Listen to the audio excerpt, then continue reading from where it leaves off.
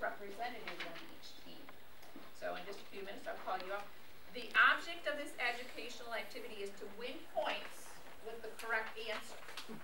And each of you are going to have a buzzer. If you would demonstrate for me, Dalton. So that person gets to answer the question first and gain the points. And our moderator this morning will be Mr. Bunches. So why Dairy Bowl?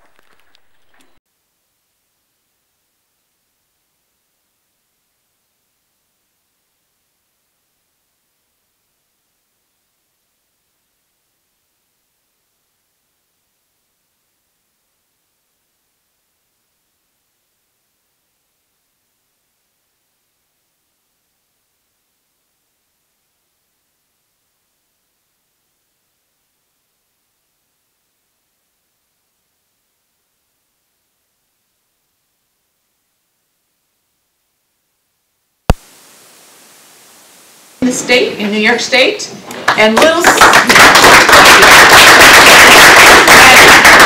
say little because she was little when I first met her. She's not little anymore.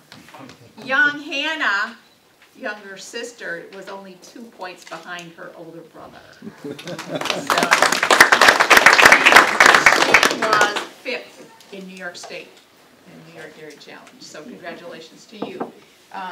Gavin was invited to go to nationals, but he's too young. So next year, he'll be going to nationals. Then on the senior team, we have Garrett, and he was 5th in New York State. And what they do is they take the highest scores in New York State and they build the New York State team. So I anticipate, and I think if someone doesn't get to go, he'll probably be called. But he will be representing New York State at the North American International Livestock Expo in Louisville for the dairy judging team. So you have a very honored group of young people here that have really, really excelled. The connection I want to make with you is, so what does this fun game have to do with Cornell Cooperative Extension and 4-H? These young people are learning these skills, this information, and they have, I know in the Proskin family, their oldest sister has gone on to Cornell. She graduated from Cornell. So they're learning about dairy production at a very young age and then taking it on and using it in their professions. And there's also the connection at Cornell. We have a dairy program at the Cornell level. And 2 of you, I believe, are in the Junior Dairy Leaders program. So they're learning about different careers and how they can take this information and use it for their lives. So with that, we're going to start our teams. And so we have Mr. Frazier, who's going to be, okay, I'm not sure how you guys divided it. I let them divide up. Okay, and Glenn said you would be on a team, and Gary would be on a team. We need one more volunteer. Okay. All right. So I know that he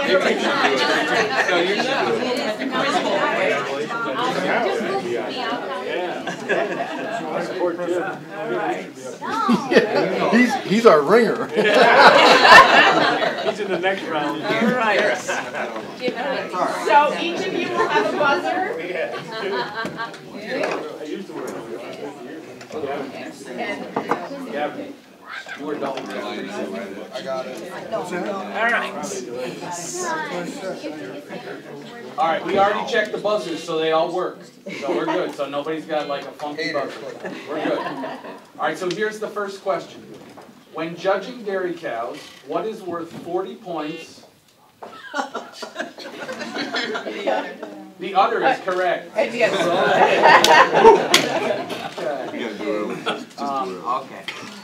We'll throw in a 4-H question. Normally this wouldn't be in the dairy bowl, but we'll throw in a 4-H question. Okay, reps, we have some questions. Get ready. Oh, the color of the 4-H clover.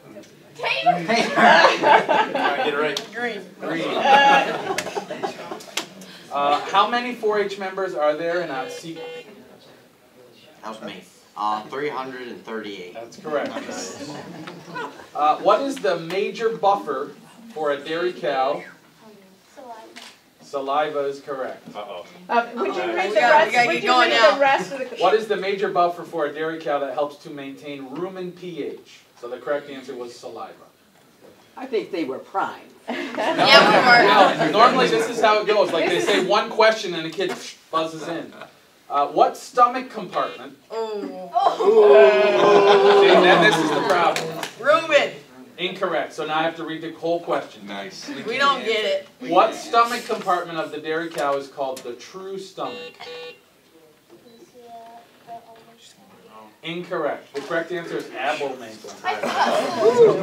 Yeah. When is National Ice Cream Month? July is correct. It's June.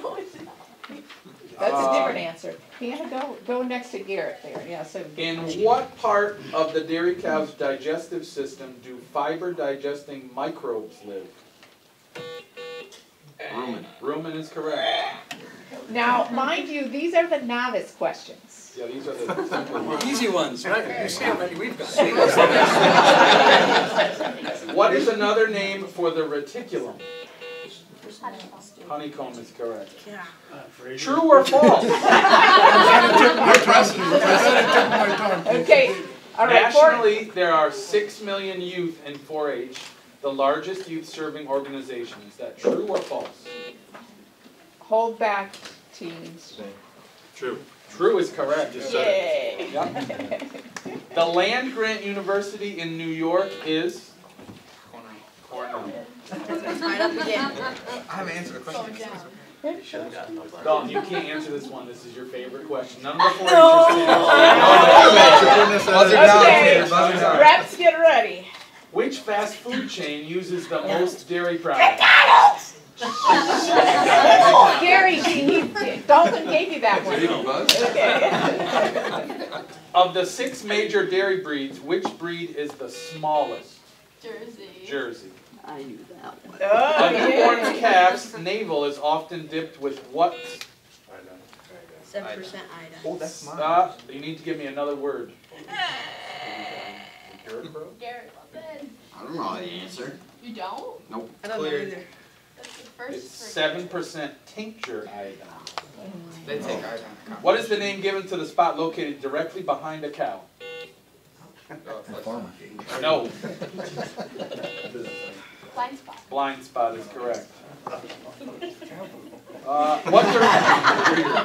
What direction do you move when leading a dairy animal in the show ring? Let's clear it. I need a more specific. Clockwise. Clockwise is correct. Name the dairy breed that has the highest average milk production. That's me. Holstein.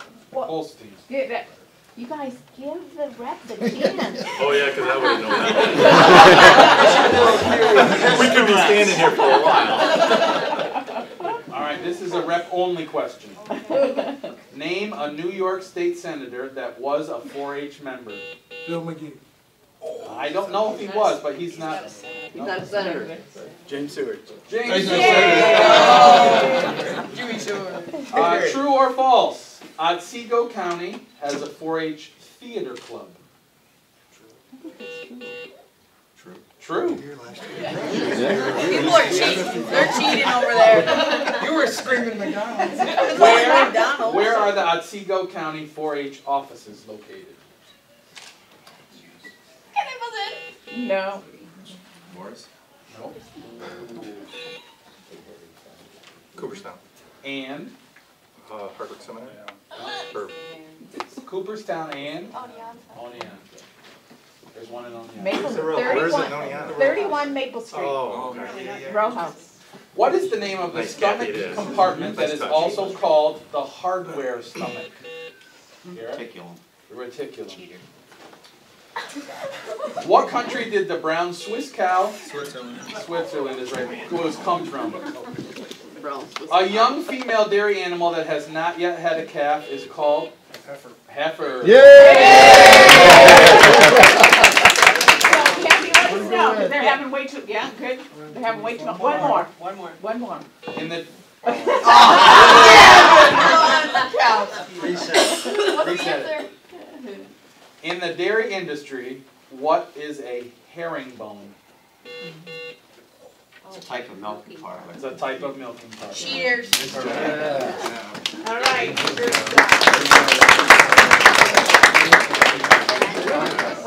I think we probably won. That was great. Nice to see you.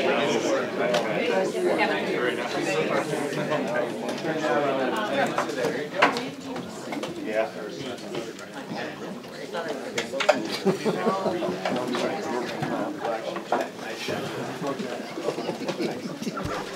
Okay.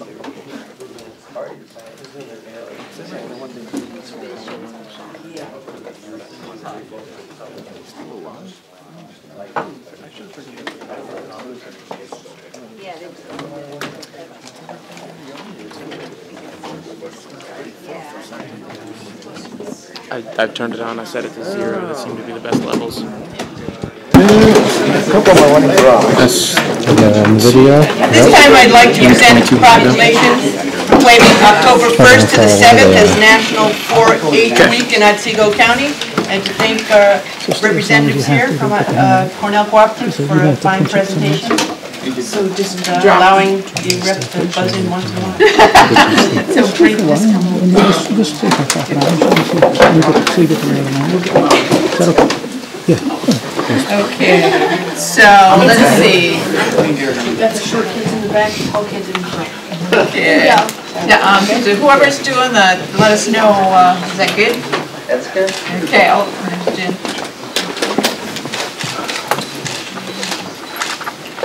All right. Otsego County pin for these members of the team. You continue good luck in your competition. Thank you. So thank you very much for the time, and as you can see, it's a fun way to learn, and the confidence that these young people gain, it may be on the buzzers today, but in the future it's going to be for their career. So, thank you. I'd like to say that we had just auctioned off our cattle last Saturday. As part of that auction, we auctioned off a bunch of frozen embryos my wife had stored up for another farmer. We'd had them in the tank for 20 years probably. That total for those frozen embryos was $2,200. That's going to go to Otsego County 4-H. Thank you very much.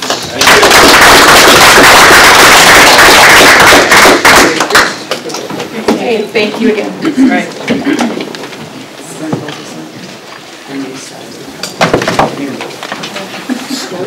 At this point, I'm going to close the public hearing and ask for a roll call of members.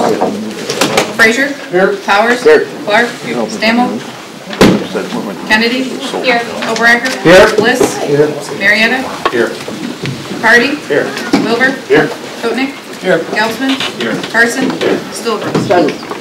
All rise to pledge. To the flag of the United States of America and to the republic for which it stands, one nation, under God, indivisible, with liberty and justice for all. At this point in time, I'm going to open up the privilege of the floor. We ask you to state your name and address. Remain in the back room and limit your comments to 3 minutes. Yes, Jordan. Just, I'll take 2.5 minutes. Real quick, everyone should have this on their desk. I'm really encouraging next Thursday at 8 o'clock at the Blue parking lot. Please come for a good half-day program where we'll be visiting 4 farms. I've laid it out here where we're going and at what time. I've emailed everybody. I've only heard back from a few of you. I would really appreciate it. Bosie's again is doing the lunch. It's a great spread for what they charge, and so they're looking for exact numbers. So if you can take a half day, I'd really appreciate it.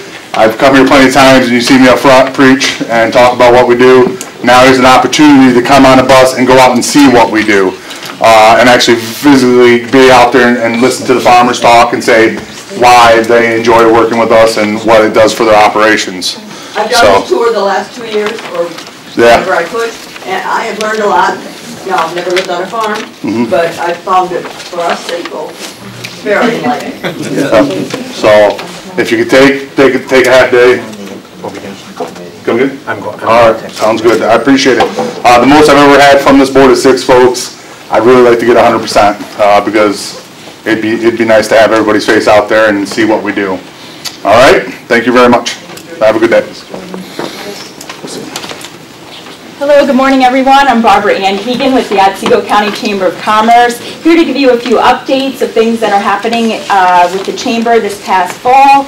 Last Friday, we had the opioid issue in the workplace seminar at the Foothills in Oneonta. We had 65 in attendance. We were very grateful to the county. We had Susan Matt in attendance. We had Craig Gelbsman and Ed Frazier, and it really brought awareness to the issue. Businesses have been expressing concern. They either have employees that are in recovery or family members, and we just want to continue to share information that the business community does welcome people in recovery who want to help themselves, and they find those workers that are highly motivated to work because employment grants the opportunities to get their lives back.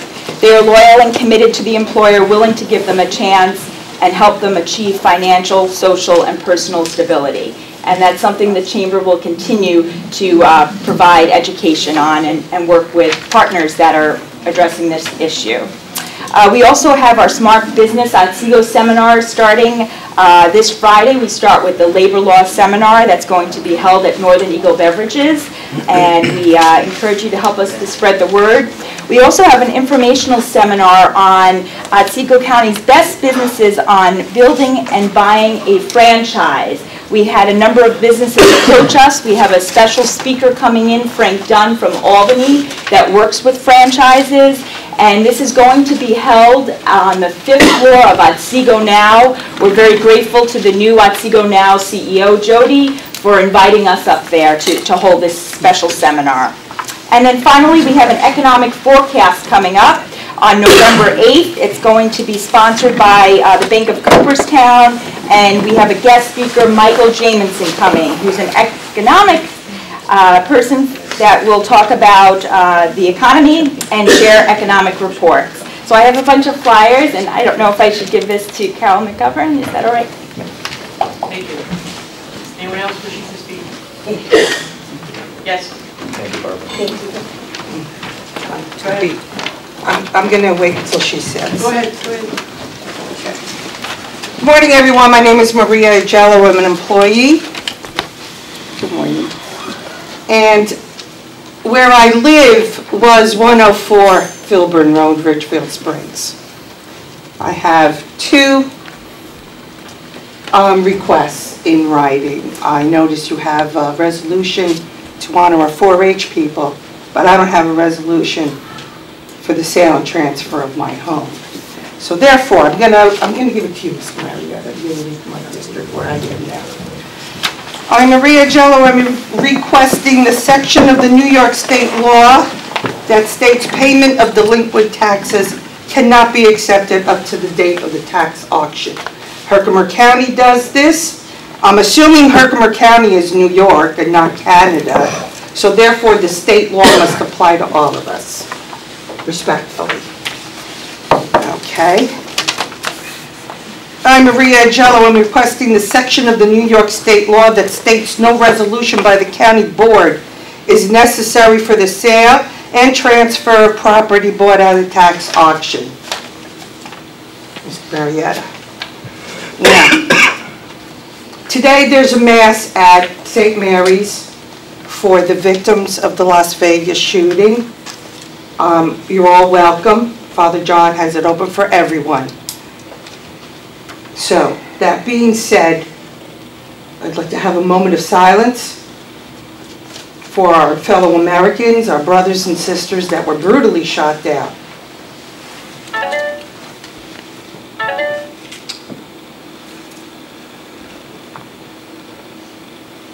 Eternal rest may be granted to the dead, consolation and restoration to the living. Amen. Okay. Now, I'm going to talk about the last auction, and then I got a book.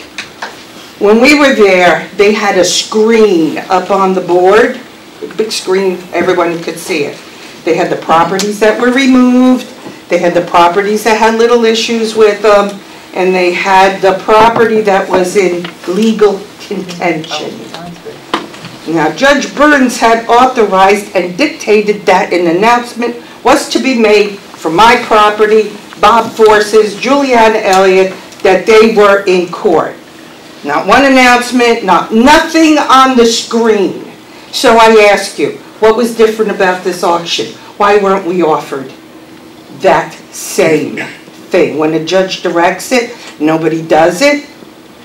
I think it's like really a shame and a sin that I had to sit there and watch all these people, come up to me, Maria, we're not going to bid, don't worry about it, don't worry about it.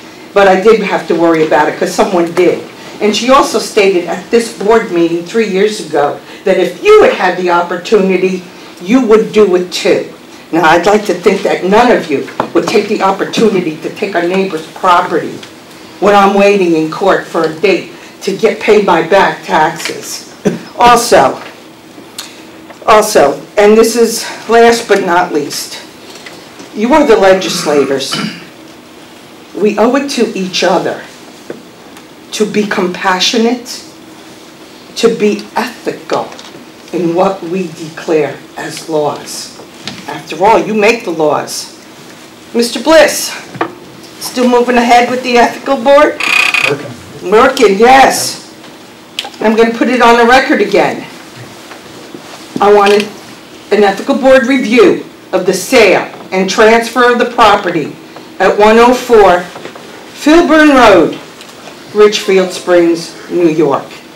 That is my home. Not a farming operation and not a rental. My home. I thank you most graciously for your time. Good luck, and I hope to see that resolution for me. Thank you. Anyone else wishing to speak? Yes. Good morning. I'm Nicole Dillingham, reside in Springfield Center. The last time I was here talking to you about the XNG trucks was probably about 6 weeks or so ago. I hope you all know that one has now crashed in Otsego County on Route 205 in the town of Hartwick, shutting down that road for 4 or 5 hours. Thankfully, no one but the driver himself was injured. But this is a warning sign to our county. We have to take some steps. We cannot have 40, 50, 60 of these trucks on our state and county roads going every day, night and day, without at least an analysis of what the risks are.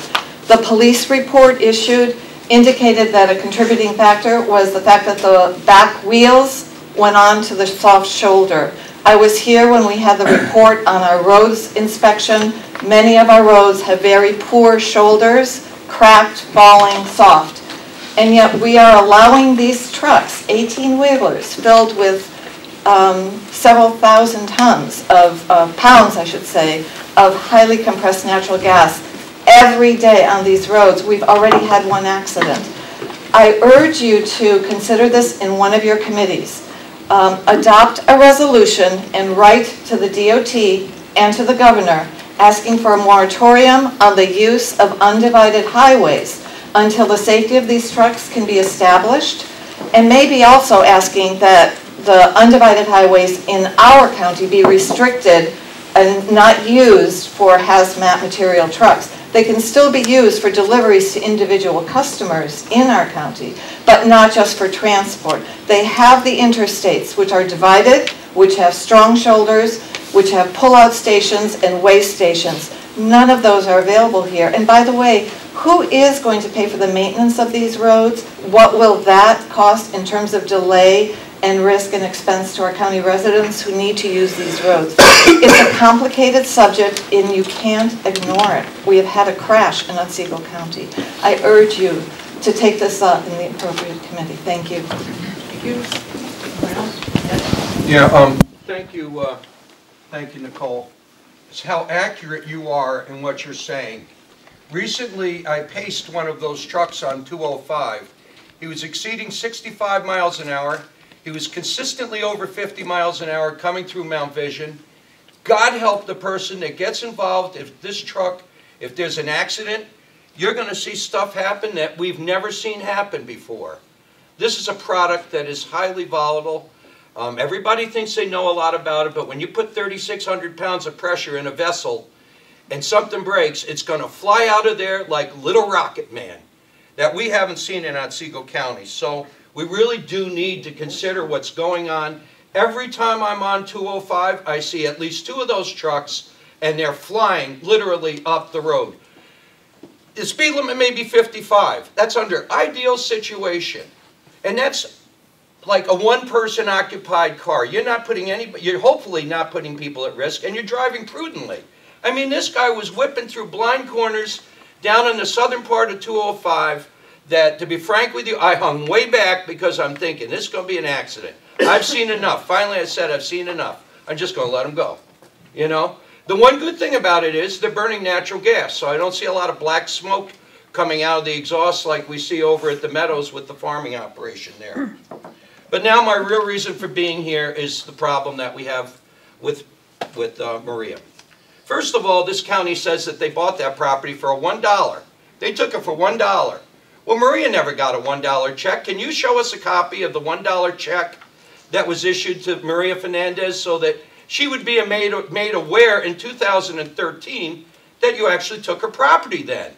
Instead, you don't do that. You don't do anything. And you secretly are moving through the process without people knowing it. I want to know, like Maria, what resolution changed the process where the board used to vote on all the properties to approve them, and they would pull out properties if there was questionable actions? When did this change that you, the chairperson, has sole priority over this? In fact, you're talking for the 14 other members here. So it's really quite tragic in what's happened. Now, let's not forget we had embezzlement here in this county. Did we ever have a conclusion to the embezzlement? Did anybody ever figure out what went on and how deep this went? Do you really think that this was just like nothing, just like this was all of it? This is the tip of the iceberg. This county has got substantial financial problems. The nepotism that's going on beyond this is just, it's criminal. The highway department needs a new building because it was neglected. They neglected the roof. The 3rd year in a row, they're down at the Meadows doing that. What else is falling apart? We got problems in the sheriff's department, huge problems. You think that Ross is some kind of a terrorist? You think that I'm a terrorist? I'm sorry, you're the terrorist. You threatened to take Maria's property, you waited 14 months, you didn't give her a day in court, and you went ahead and did it anyway, and the police were at home when we came back.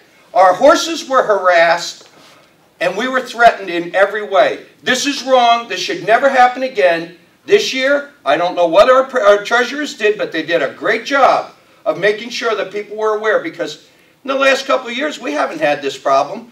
But in 14, there was a big problem. And it wasn't just Maria. It was Bob Forrest. Oh, I forgot the shirt today. I'm sorry. But Bob Forrest and several other people that were standing saying the same thing. They didn't know what was going on. They couldn't believe this was happening, and there was no fixing it. Now, look at the disasters that we have in this world. I don't know if it's climate change or just the way things are happening. But when you get wiped out down in Texas or wherever you are, you bail your house out, you pick up what you got left, you knock down the sheetrock, you got your land, you can rebuild your house.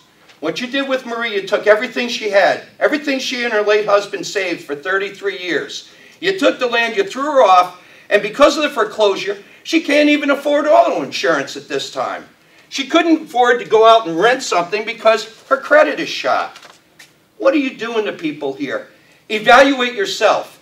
Your employees just like me. I got my badge on today. Every employee gets an annual evaluation. You need to be evaluated. You will be evaluated by the public. Some of you run unopposed. Great. But obviously the public doesn't even know what's going on out here. Thank you for your time today. Back to work like Maria. And this was my personal time off, not paid. Thank you.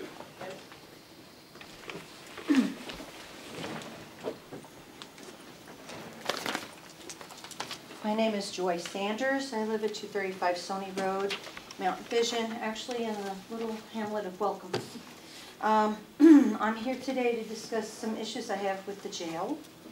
I wanted to find out if anyone anywhere has computed the cost of housing the Otsego County women at Delaware County for approximately 2 months versus the cost of hiring a couple of new female officers, COs, for our jail prior to the shortage and paying them versus what we had to pay. I'm pretty sure was a premium price at Delaware County. I'm curious to know what those numbers are, if anybody can produce those. I just wanted, and I would like some justification for those actions also. I think as I would never heard of anybody telling me what the requirements were. However, when I was inquiring about my application, I was told that they were taking the ones from a year ago, the applications that were a year prior to the positions opening up, and then working forward from that. Well, I can understand that, and I'm wondering if there are any people among those multitude of applications had any prior experience in corrections work. Their education level, if that was a restrictive thing. I mean, I was a teacher, I had done, and also I was a CO in California for the juvenile corrections in Crescent City, California, in Del Norte County. I trained right alongside of the same guards that guard up at Pelican Bay. And I feel like, I don't think my application was viewed. And I also have my doubts as to what was being looked at as far as what the qualifications were. I would like some transparency with that. If somebody can provide that for me, I would really enjoy seeing the reasoning behind the ladies that were hired. I have nothing against these ladies, please don't think that. But there's still probably some other vacancies for part-timers and things like that. So if somebody does get sick or can't show up, you still have the females at the jail. They still need to be guarded, okay? And my only, my biggest thing and concern is age discrimination. That's my biggest concern. And if that's what this is all based on, I think then we might have some big issues. Thank you. Thank you. Anyone else wishing to speak? Thank you.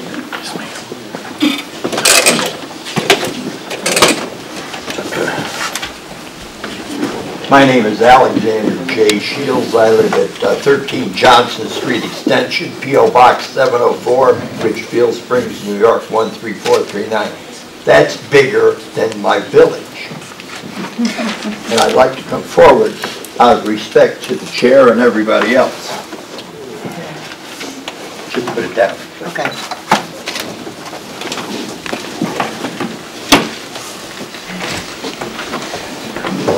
Hardy. Handicap roof. See that right there. Nice setup. Madam Chair, honorable members, it is my privilege under the Constitution of the United States to come here and petition my government. Many of you know that I'm not happy with the changes that you've made in Rule 22, which is public comment, making it, in my opinion, a little more difficult than usual. But a lot of the things I was interested in talking about today have been mentioned. And despite some, I'm not real crazy about redundancy. I would like to take this opportunity to thank Kay Sulligros and Jim Powers, longtime friends, and certainly contentious members with me of the Board of Representatives, but truly public servants who gave their best and still are until the end of the year. And I want to thank you both for your service.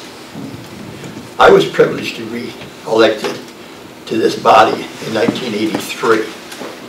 That's a little bit ago. But you know what? The more times goes by and the less changes are made, we still continue to make mistakes. They're called past practices. But I am concerned that this board has had a tough time coming to consensus. But I was really thrilled with what I saw, and that was bipartisan cooperation, that you play well together with the 4-H.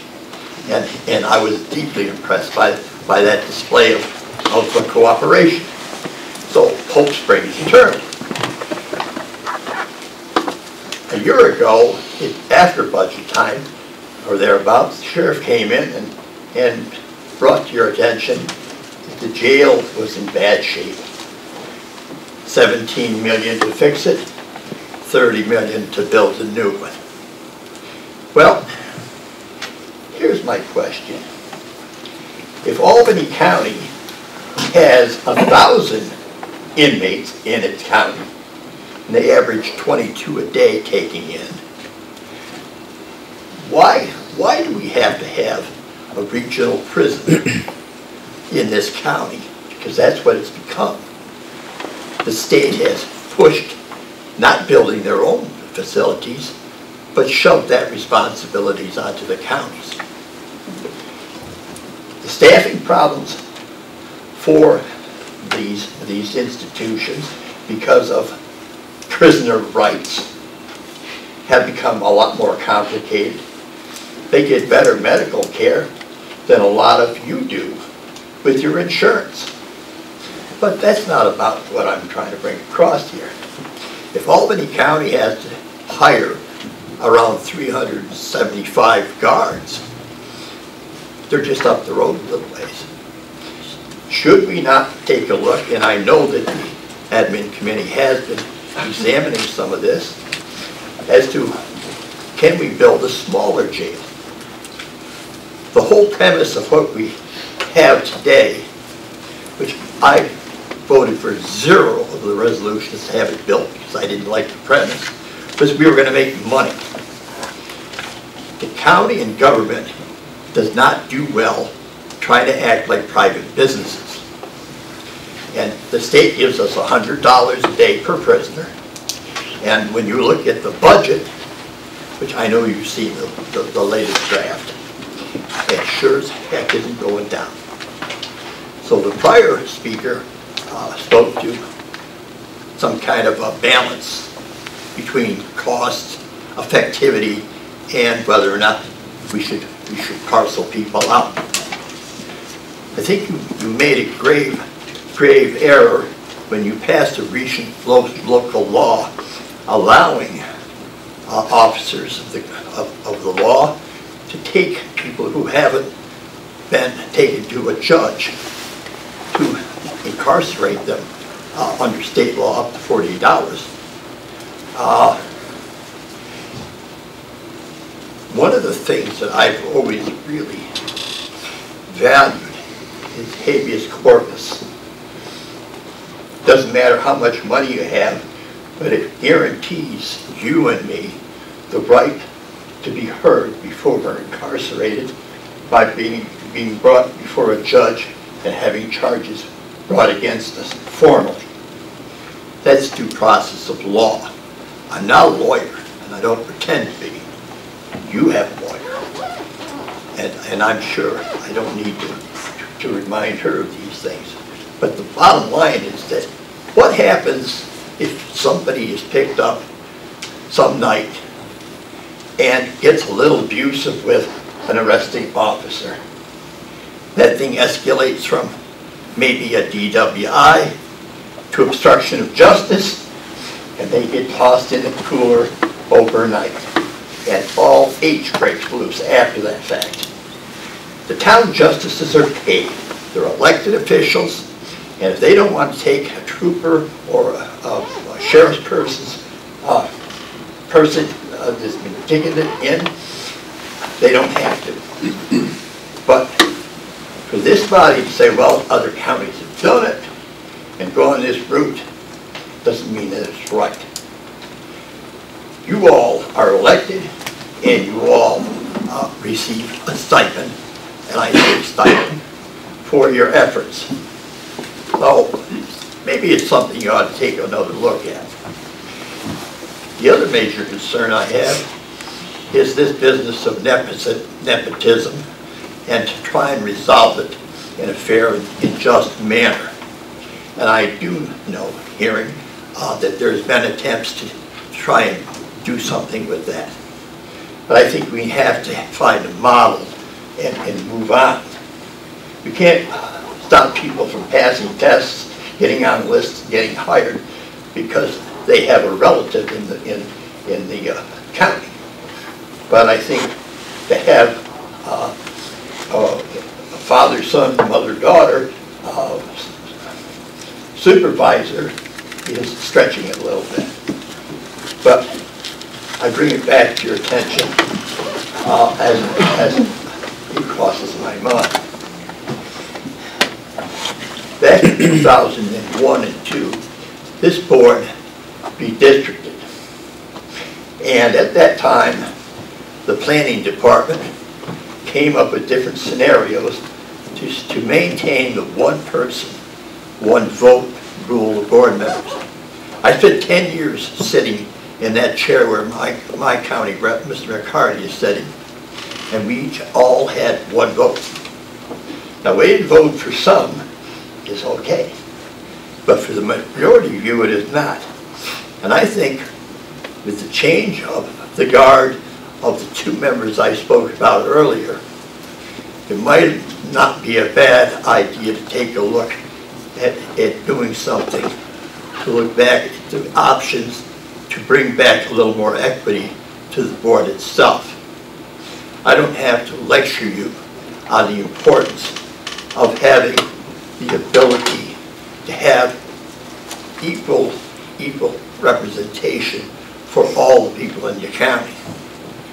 But it's the system of weighted voting, and it's the system that is changed. I don't want to say rigged or any of that nonsense, but choose whatever word you wish to make it a little difficult for those with low numbers to get any kind of consideration to move on anything. So, with that, I want to thank you for your time. I don't have anything to hand to you in writing with questions. And I believe that speaker that spoke before was looking for answers. Better we get it down on paper or she isn't going to hear from me. But in the meantime, Madam Chair, distinguished members, God willing, this is the last time I will enter a room I love very much. I'm 81 years old since the 2nd of October. And my wife, my doctor told me, I get excited. But I get general. I really get a lot of energy when I come into this room. It's not a friendly room for those who sit in the back and try to speak about their concerns to their government.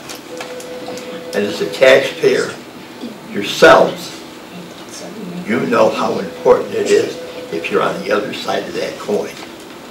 So having said that, I wish you a successful day, and I wish you safety for our county in the future.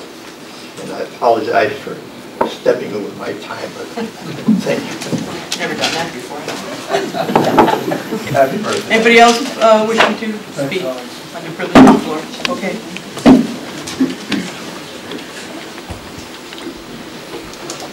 A motion to approve the minutes of September 6th. Second.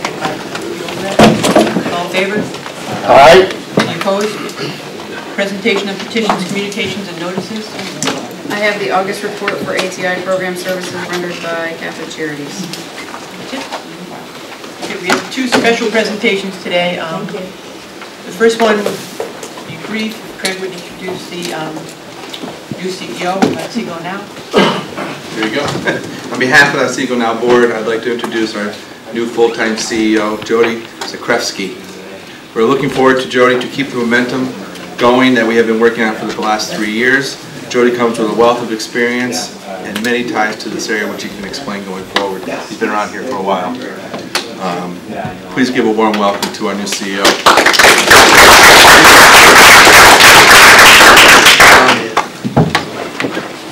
been here about a week and a half. Before this, I worked in the city of Amsterdam. I was their industrial development agency director for about 6.5 years. Before that, I worked in Schoharie County. I was their director of economic development for about 10 years. Before that, I worked in Delaware County as their director of planning and economic development for a little over 7 years. And then before that, I worked in Otsego County, which was as their community development director for about 7 years. And started my major career off in New York City at the Mayor's Office of Management and Budget. So I've had some big city experience, some small city experience, and some county experience. But as Greg has pointed out, I've been kind of all over between Otsego, Delaware, Amsterdam, Schoharie, and now in Otsego. My first thing that I'm working on is to try to get a handle on our budget. As was pointed out on a number of occasions, we do have some fiscal responsibilities and concerns on how to make our agency much more operating efficiently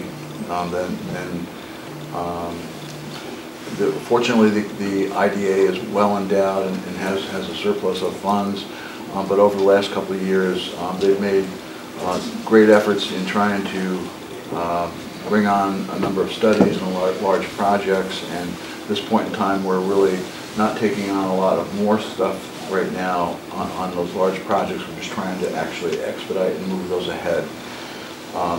To that end, we are committed to the rail reconstruction, rail yard redevelopment for a new industrial park. I met with the Delaware Engineering on that day before yesterday. We're moving ahead very seriously with that. Part of that component, there were 2 studies that the state has been trying to pull from us. One is a Route 205 corridor study, and the other is the airport study. We're committed to trying to get that money released from the state. The state said they would reconsider that on both those projects, and we're hopefully going to move ahead with those 2 studies as well, in addition to the rail studies. In addition to that, there's been a lot of concern on the Geneva site. There's been a proposal to look at a new industrial park there. We're currently evaluating that. I'll be meeting with the community, representatives of the communities on that site, as well as potentially other sites in that area. But we are seriously looking at that entire area. As far as the other major big projects that were being discussed, is pretty much downtown revitalization of Oneonta. Some of those projects, on the streetscape program, we have $500,000. We're basically going to be turning that back over to the village, whether we administer the grant or not. But the streetscape programs are really a village concern, and we're just acting as a conduit of that money. One of the things that is coming out of that, though, is we did play for a housing study. The initial draft came back last week.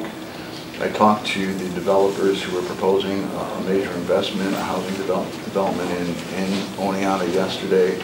They reviewed that study and feel comfortable that they want to proceed to the next step in moving that project ahead. So we'll be meeting with them in the next week or 2 to see how we can facilitate that project. Those are the large-scale projects that have been on the books for the last couple of years that we're trying to move ahead. One of the things that the major new initiative that we'll be working on is working with a lot of our community groups, the Chamber of Commerce, the small business developments that are trying to work together in unison with them as well as partnering on various activities. Hopefully in the future we'll be actually able to share some office space together and be closer together. But one of the major other components that we'll be adding to our program list in the next couple of weeks is really working with the existing businesses in Otsego County.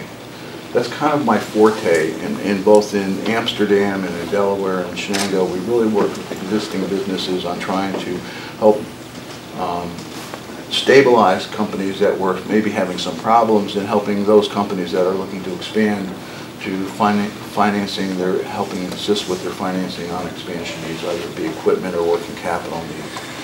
We're making a major push to inventory, meet with a lot of our existing businesses over the next couple of months, seeing what their plans are, what they need help with, and we'll be hopefully helping with a lot of our existing businesses, much more concerted effort than we have been in the past. So with that, Anybody who would like me to take a tour, I've been to Richmond, Richfield Springs, Cooperstown a couple of times already this week. I'm trying to make a tour of with various town supervisors on what they want to show me and what their concerns are and what they would like to do. So please call the office. I'd be happy to come up and visit with you guys. So with that, I'll stop. I don't want to take up too much of your time. I personally want to thank you for coming on Monday and spending a couple hours and touring Ridgefield. It was an experience for me too. I mean, I know you're busy and I appreciate it. So, but thank you. Thank you, Jody. Okay, Gary? Yeah, I'd like to introduce Brett Pike and Noel Clinton, owners and operators of the Crossroads Inn. Those of you who have been in here in this room for many years have heard me over and over again talk about a problem of homelessness in this county. The major part of that problem is the fact that there are people in Otsego County who will not have a place to sleep. And tomorrow night and the night after, many dozens of them actually. The other part of that problem is that we're responsible for it. It costs us $1 million a year to deal with it, and we are not providing what most of us think are satisfactory services to these folks for that $1 million.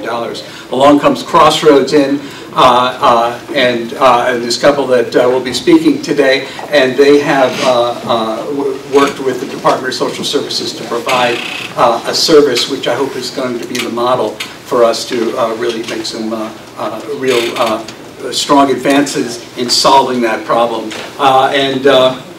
You know me, I could talk all day, so I'm going to just let Brad and Noel take it from there. All right, thanks.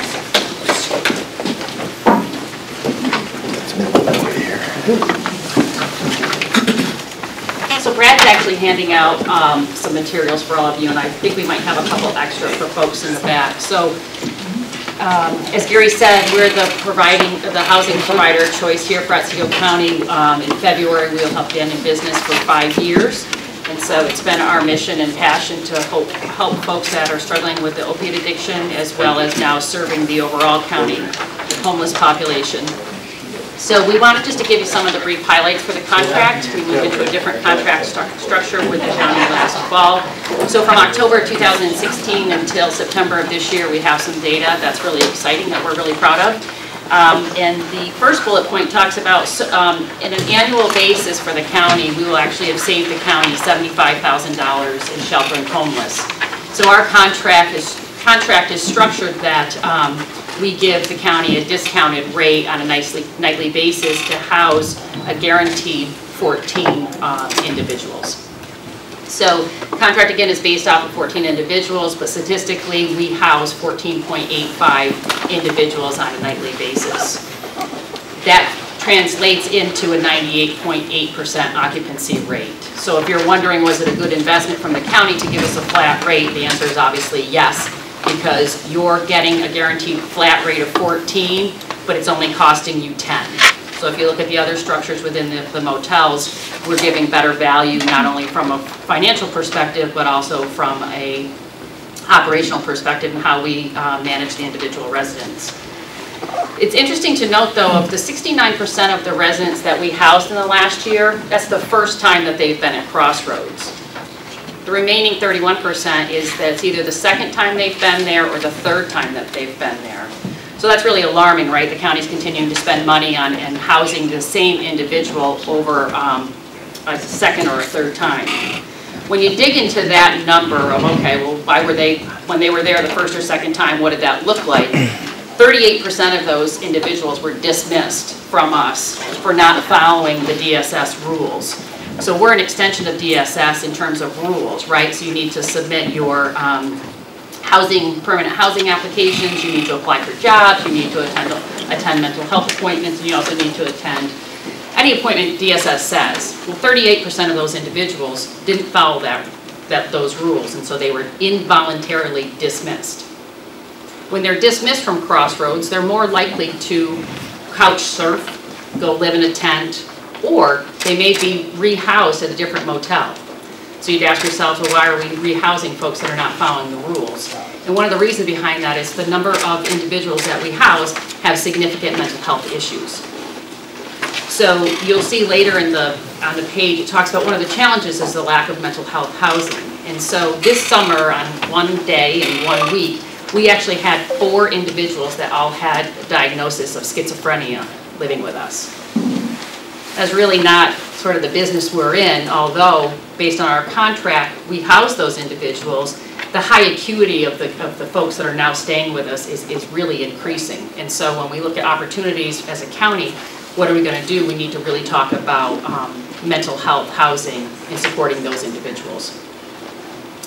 Also noting of the folks that have repeated presence at Crossroads and probably presence at other motels, what's going on with those individuals. When they get kicked off, 83% of those folks that have gone on became reincarcerated. Another depressing statistic, right? They leave the Crossroads for not following the rules, they may go couch surf, they may go to another motel, well 83% of them landed right back in the county jail. Of that percentage, right, when you look at them and that first time they lived at Crossroads, what were they mandated to do? Only 16% of them were mandated to be in some type of treatment. So if you would have asked me 5 years ago when I started the business, do you believe in mandating people to do stuff, I would have said absolutely not. We're kind of leaning towards mandating or supporting or really encouraging people to get into treatment is going to be better supporting them to be successful in their own life. So again, I talked about what type of dismissals do we have, voluntary, involuntary. 71% of our residents have a voluntary dismissal, right? That's what we want. We want people to be able to get an apartment, we want to be able to go into single resident occupancy, or maybe they're able to reunite with their family and go back home. So 71% of the folks actually get the opportunity to do that. Again, of the ones that are involuntary, they're either reassigned to another motel or they'll go live in a tent, or, you know, we don't know what happens to those. And there's a very small minority that leaving Crossroads end up in jail. You'll see that later, that we have a very low recidivism rate. One of the other highlights after securing the contract here with the county is we were actually able to hire our first full-time employee that works 35 hours a week for evenings. We took the model that Bassett has through their district funding to hire what we call a Crossroads navigator. So that individual is responsible for assisting with finding permanent housing, employment, programming, and transportation. So when we added Tisha Tuesday through Saturday, we were also able to increase our transportation. So for those of you that do not know, we provide free transportation for our residents in and out of town up to 4 times a day. So the number of appointments people have to make, right, it's very challenging where we're at. We don't have OPT services. So by adding Tisha, we were able to increase the quality of our van and also the number of transports in and out of town.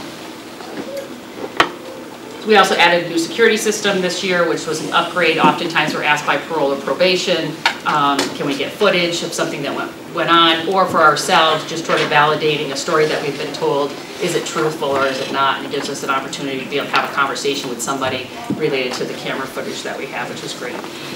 And in the last year, we've moved permanently on site as well. So last September, when our children were finally empty nest, we actually lived in one of the motel rooms for 9 months, and then we had the opportunity to put up a home behind the property, so we have full-time residents as well.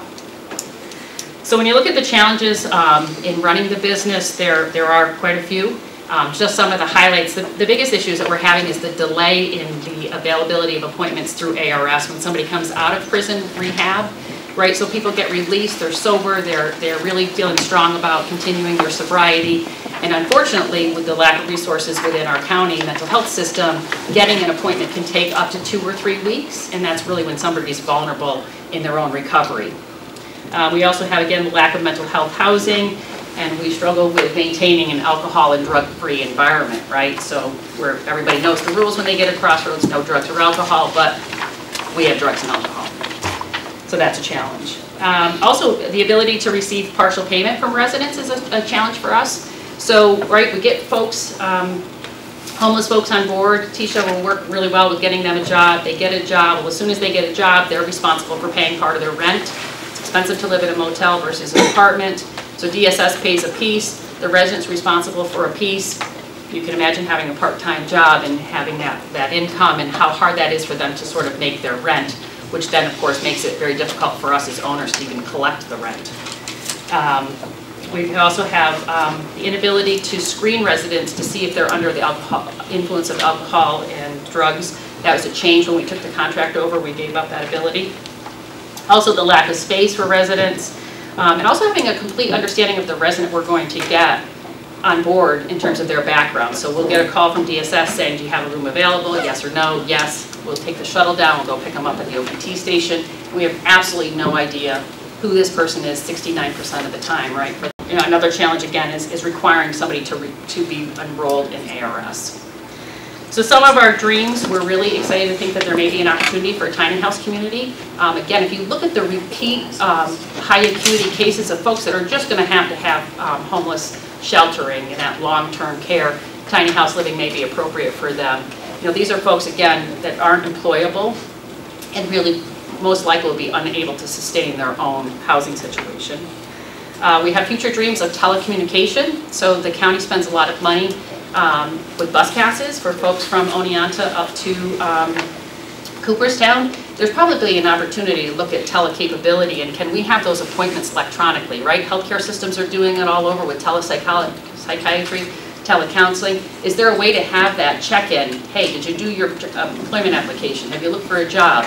You know, through technology, can we save appointments and actually transporting folks to other locations? We're also, our future dream is more staff, right? So Brad works there full-time and Tisha's there full-time and we have a maintenance man on property. But based on the occupancy that we have and the complexity that we know we need more people. So that's a dream someday. And we're also looking at expanding into other counties. So Schoharie County, we've been working with them over the last year. We're actually going to look at a property today there, and we're looking at going into other counties that have approached us about our model. So that's an exciting opportunity. There also may be opportunity to regionalize the homeless issue, right? So if we had a property in Schoharie County, they have the same issue we have. We know Otsego County has overflow and capacity that we can't handle.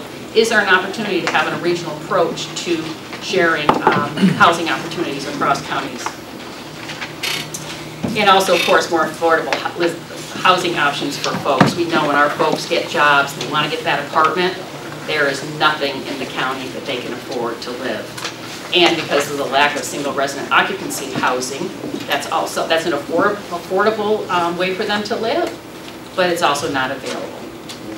So that's sort of some of the highlights, the challenges. I included on the next 2 pages, we've got a lot of graphs because we like data. So you can see that we track average number of clients on a monthly basis is around 21. Our relapse rate is really low. When you look at the employment rate, that's actually understated because the data that suggests here is our overall population, and that makes the assumption that everybody's employable, and we know they're not. So the next time that we do a presentation, we'll actually extrapolate the folks that were employable, and we'll show you the true employment rate because that data would look higher. Again, there's our permanent housing rate. You know, if you look, you can see that we do have, at times, up to 30% of our residents are on parole or probation. We talk about our dismissal rate. Again, then we break it out even further into the voluntary dismissal, the involuntary dismissal. And then on the back page, we just show you the statistics about what did it look like in 2016. The 3 metrics that we really focus on is recidivism, employment, and housing. And you say, well, geez, your data dropped from 2016 to 2017. Why is that? That looks worse. Well, the reason that it looks that way is because previously to this contract, we really focused on folks that were in recovery, right? That's a different model than anybody that's homeless. So again, when you broaden that net to have everybody that's homeless, you get into the group that's maybe not employable, that's having more struggles. So that's why the data does drop, but it's still good data compared to national averages. And then again, looking at the daily number of DSS clients. And then we are really transparent with our financial analysis. Again, if you're looking, was that a good contract and a decision to make from a business perspective to give them a flat rate, you can see that you're saving about $75,000 a year as a county on housing with us, in addition to all of the metrics that we just showed you. So, do you want to add anything to as well? Sure. Well, you did a great job. The contract for For this past year was a 1-year contract. Going forward, it's recommended it's going to be a 3-year contract. We did request a $10,000 increase, and that increase is basically accommodate a couple different things. Our staffing costs went up unexpectedly. We also, our insurance rates went up. They went up double for the different model that we have versus, so we're a shelter now versus a motel, so insurance companies obviously took their fair share of that opportunity, so that went up. And then because of the long-term stays that we have, so we don't have daily stays or weekend stays, the wear and tear on the facility is much higher than expected. The operational cost went up significantly. So that's what the $10,000 plus increase was for. And if anybody has any questions about that, I'd be happy to try to answer those.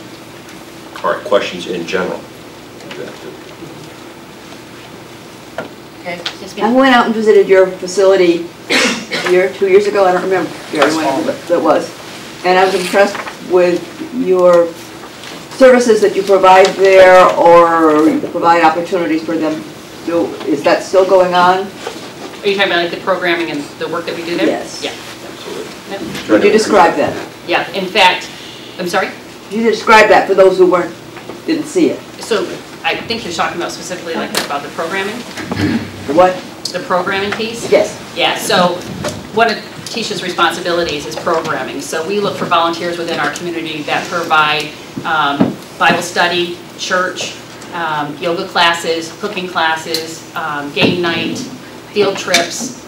And so we really try to develop this sense of community on property. And because we have a house that's centrally located on the property, it's used as a community space. So from 8 a.m. to 10 p.m. residents are allowed to come in and utilize that space to have community activities.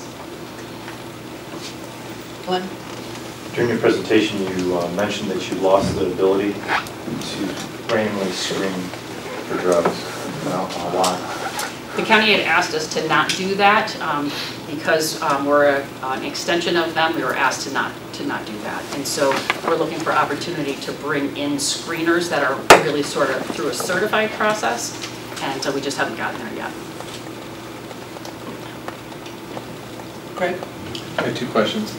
You mentioned in your talk that the bus tickets from Oneonta to Cooperstown, how difficult it is. Is that because the majority of people are in the city of Oneonta, in the Oneonta vicinity, not in Cooperstown? Yeah, it just meant the expense of it. So right. So, but they're coming from that area. The majority of the people are coming from that area. Is that coming from Crossroads? From Crossroads to go there. To go there. Okay, that was okay. Fair enough. Okay. And then the other question is on all your statistics. What does this look like comparatively to the other counties in the state? Are they on par, or are we higher or lower? Yeah. So I can't find any benchmark statistics on a shelter facility like ours.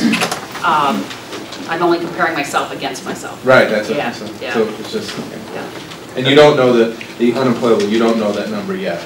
No.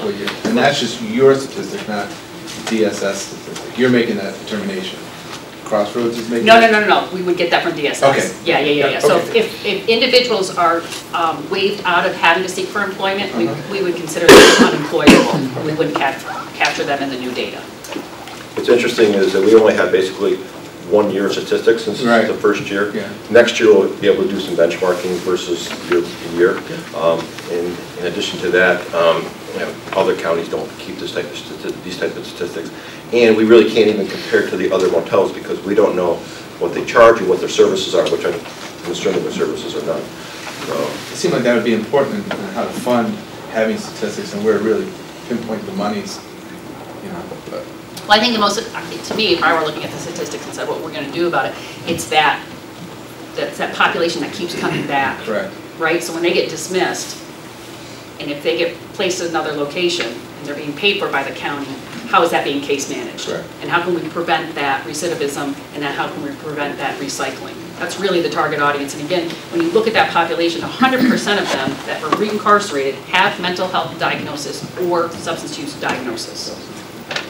And that would help us budgeting and pinpointing that type of money. Sorry. Dan? As you know, I visited your facility. Yep. And commend you on an excellent job. And having a career path with this type of clientele. going back to your question, you said you're looking to get at screening for drugs and alcohol from an outside certified source? Potentially. Potentially. What's the roadblock to that? I think just time and process. Okay, so it's nothing that the county... It's nothing that the county is holding up, okay. No. And the other issue you brought up that kind of perked my interest was that you receive 69% of your people that you receive, you don't know anything about them prior to receiving them.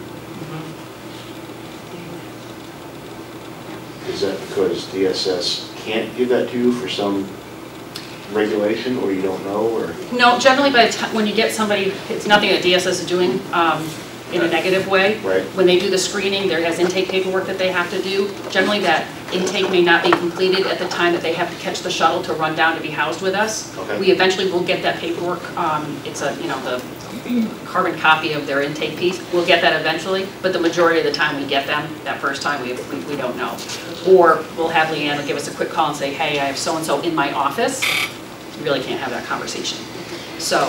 And DSS is also relying on that person sharing information with them. They don't always share that, and then we find out down the road, well, this person has a background.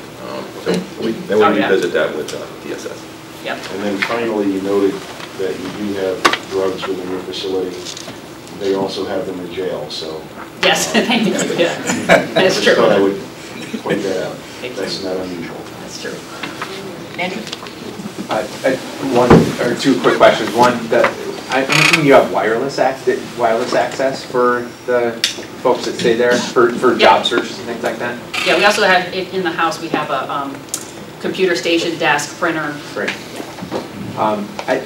Brad had met with me a while ago about the nonprofit community trying to integrate them more in terms of some of those gaps that your clientele have, and I just wondered, have you made any progress with trying to connect them to some of the social human service agencies? Trying to get, DSS can only do so much, obviously. So. So all of so Tisha's role is referral based as well. Yep. So we're very closely connected with Fordu, Catholic Charities, all those other agencies. We're embedded with them. So your position is basically a case management position, almost, but not officially, I guess. Right. So her goal is to navigate the experience for the individual within existing systems. Yeah. We determine their goals, because everyone has an objective when they get there. They want to get their kids back, they want to get a job, they want to live independently. So we try to help navigate that, and knowing all those resources, those different agencies that provide those services, she connects them with them. And the beauty is that Bassett's got to navigate the system, so a lot of times we're working in conjunction with Bassett navigators to help the individuals get off the crossroads, get off the system, get a job, and become independent. That's the goal. I just want to emphasize, when we say that we've saved $75,000, that's always a great thing. But in saving that $75,000, we've provided significantly better services than we had before. And you don't always hear that. You pay less, you get better service. And this is why we're really looking for ways to reproduce this type of model in other places and perhaps also for us. And just a quick question for you. If any of the folks in this room, anybody in this room wanted to come visit your facility, what would be the best way to do that? Just give us a call, 432-0790. And we'd love it. You want to have a meeting there. We'll sponsor you for any of your subcommittees that you're having. Yeah, we'd love to give you a tour. Any other questions? Thank you very much. Thank you so much. Thank you. Appreciate the time. Yeah. Have a good day.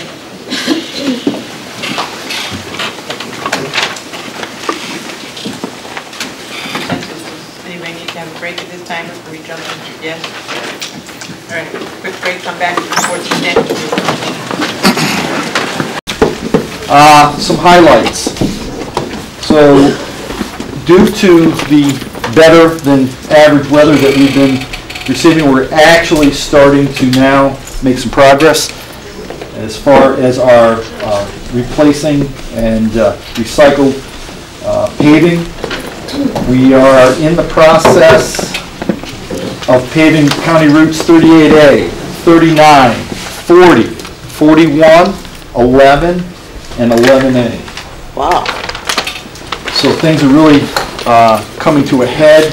Things will be moving along relatively quick here in the next couple of weeks. We are doing some addressing of some replacements of culverts, one on County Route 26. We are working with the base pad for the Gilbertsville salt shed to get that completed. And we are also dealing with slides, as Bill has informed us, addressing some banks for roads that need to be basically shored up and prevent them from continuing. I did get a number that this would have been 2 days ago. We had 14 of our employees off due to vacations and things of that nature, which is a third of our crew.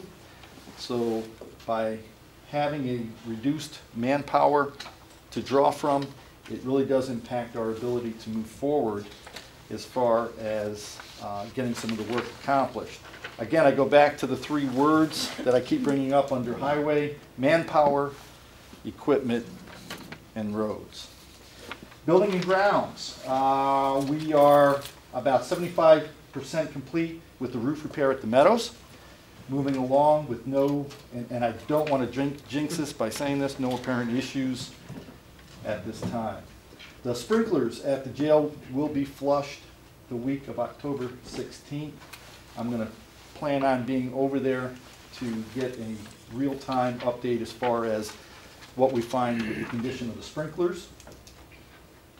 Still under building and grounds, I would like to bring to everyone's attention and for consideration, we ought to, in our meeting, our last Public Works meeting, we brought up the issue of building 242, an asset that the county has and a value, of course, to the county.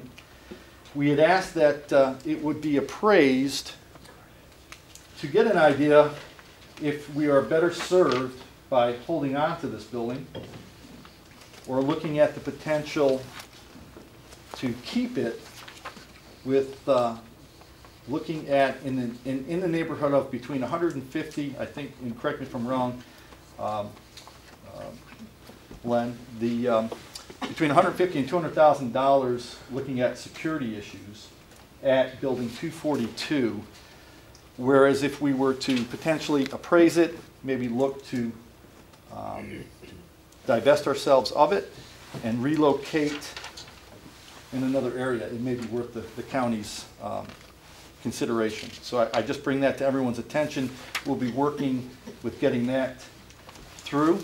And I'd also like to note that we are going to start doing 2 meetings a month for Public Works, both of which will be advertised.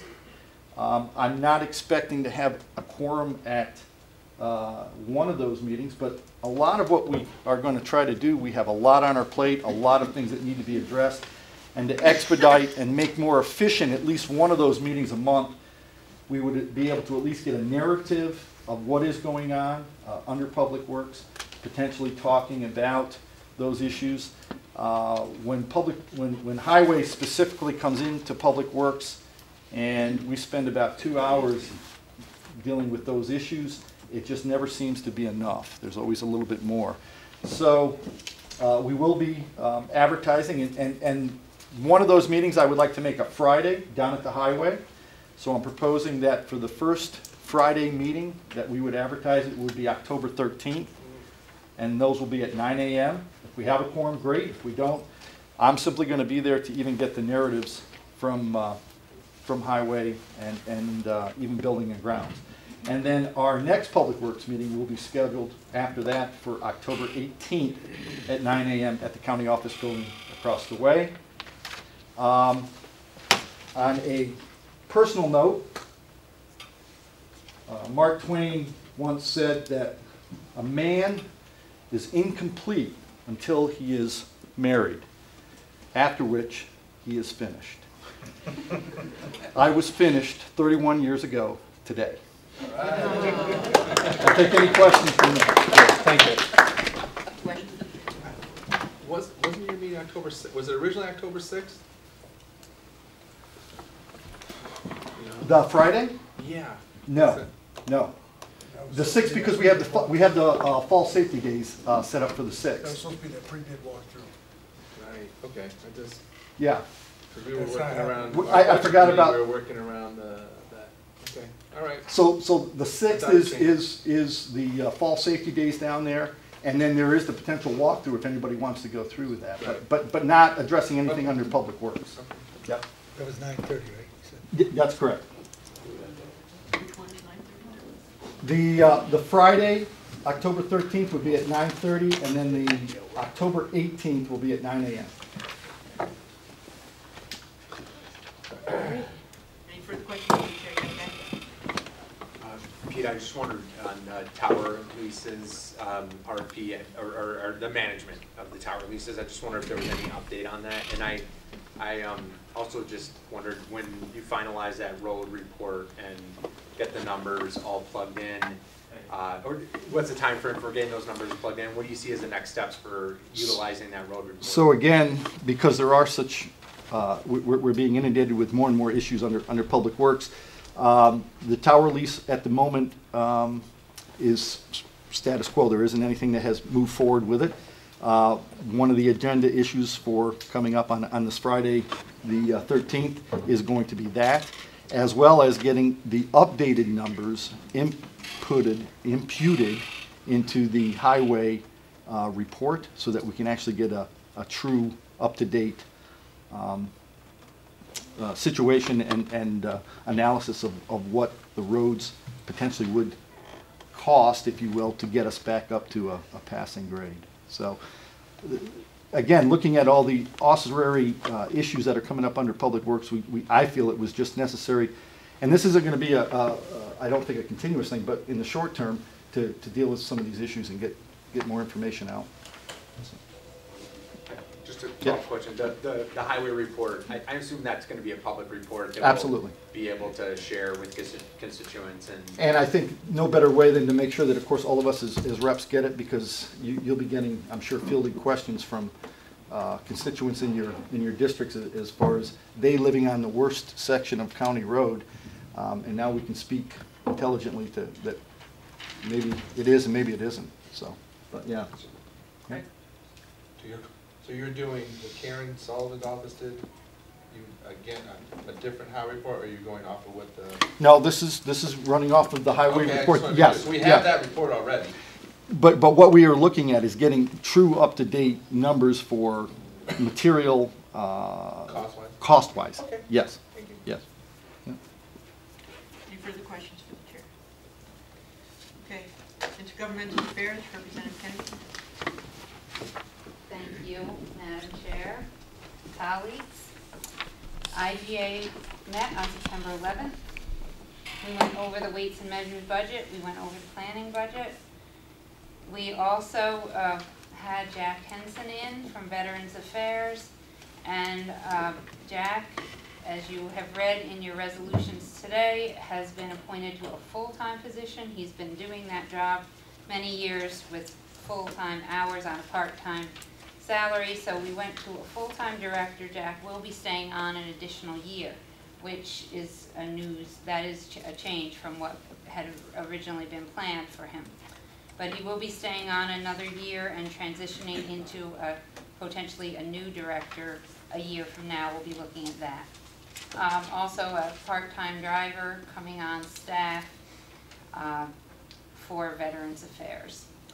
Also, we had Alan Ruffles and Dan Crowell in for discussion on the county loan program, discussing possibilities to partner up with banks or credit unions to do credit checks. It's something that is a continuing discussion, and we will be moving on with that at our next meeting, which is the 10th of October at 10:30. So, any questions?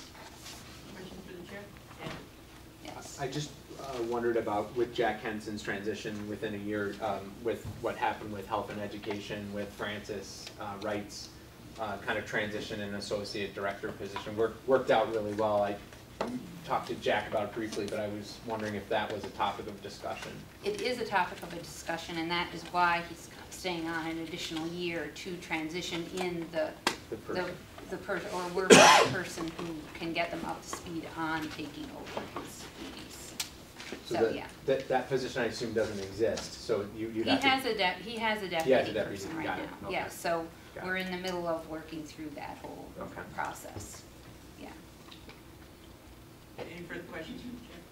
Well, just to add to that, we made Jack a year ago, or maybe 2 years ago, we brought somebody else on board for that transition. Right.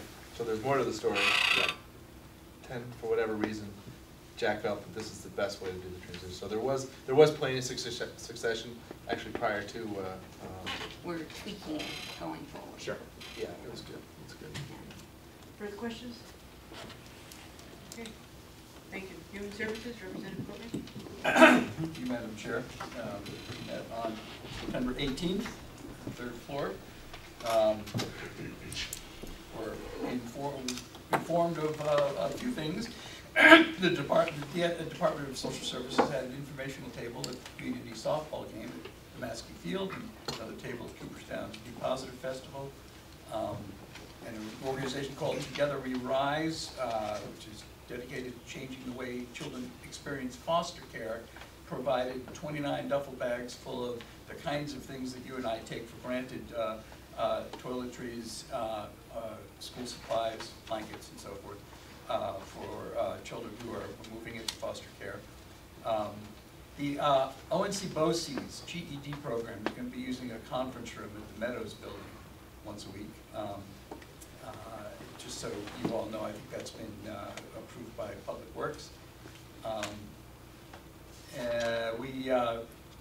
We passed a resolution to declare the month of October 2017 as Domestic Violence Awareness Month in Otsego County. We went through the various ways we will be providing that awareness. And then we went through the 2018 budget. And once again, I want to express my gratitude to even her staff for providing a thorough and comprehensive view of this budget. It was exhaustive and exhausting at the same time. There's a lot to it. One of the big issues for them that was up in the air was vehicles, but if we end up going with the enterprise company to provide our vehicles, then that will solve their problem, answer the question. That was the uncertainty that was the problem. And did some personnel issues, non-mandated trainings, filled some vacancies, and talked about housing. And of course, you heard Brad and Noel this morning talk about their part of that. Talk about salaries, which we do every month. And I had said that we were planning to talk to Andrew Trombley about the salary study in admin, and so I went to admin, we talked to Andrew, and to me it sounded like not much had been done on that. And I remember thinking to myself, oh God, we're going to have to make our own salary study. So I'm not sure what that is, but again, that is in terms of our responsibility in our committee, peripheral, but very, very important people involved. Our next meeting is, the next meeting is October, nope. The next meeting is October 16th at 1 o'clock on the third floor. Questions for the chair? Public Safety and Legal Affairs, Representative Frazier. Thank you, Madam Chair. We met on September 19th. Carol McGovern came in to discuss the ATI, Alternative to Incarceration budget. That has been put out to bid. We also discussed moving the ATI budget under probation instead of Carol's department. So we feel that's where it's going to be probably next year. Our cleaner emergency service came in. He introduced the new assistant coordinator, OC2, Victor Jones, to us. Summarized his background. We discussed the department's response to the XNG tractor rollover. He seems to think that everything went well. The XNG performed as they said they would during the training. We also have cost estimates of the replacing the training and burn building down in Oneonta. We will attempt to get those numbers in the budget for this year. Dan Naughton from probation came in. We approved purchasing some collapsible batons and training for those for the probation officers if they feel they need them.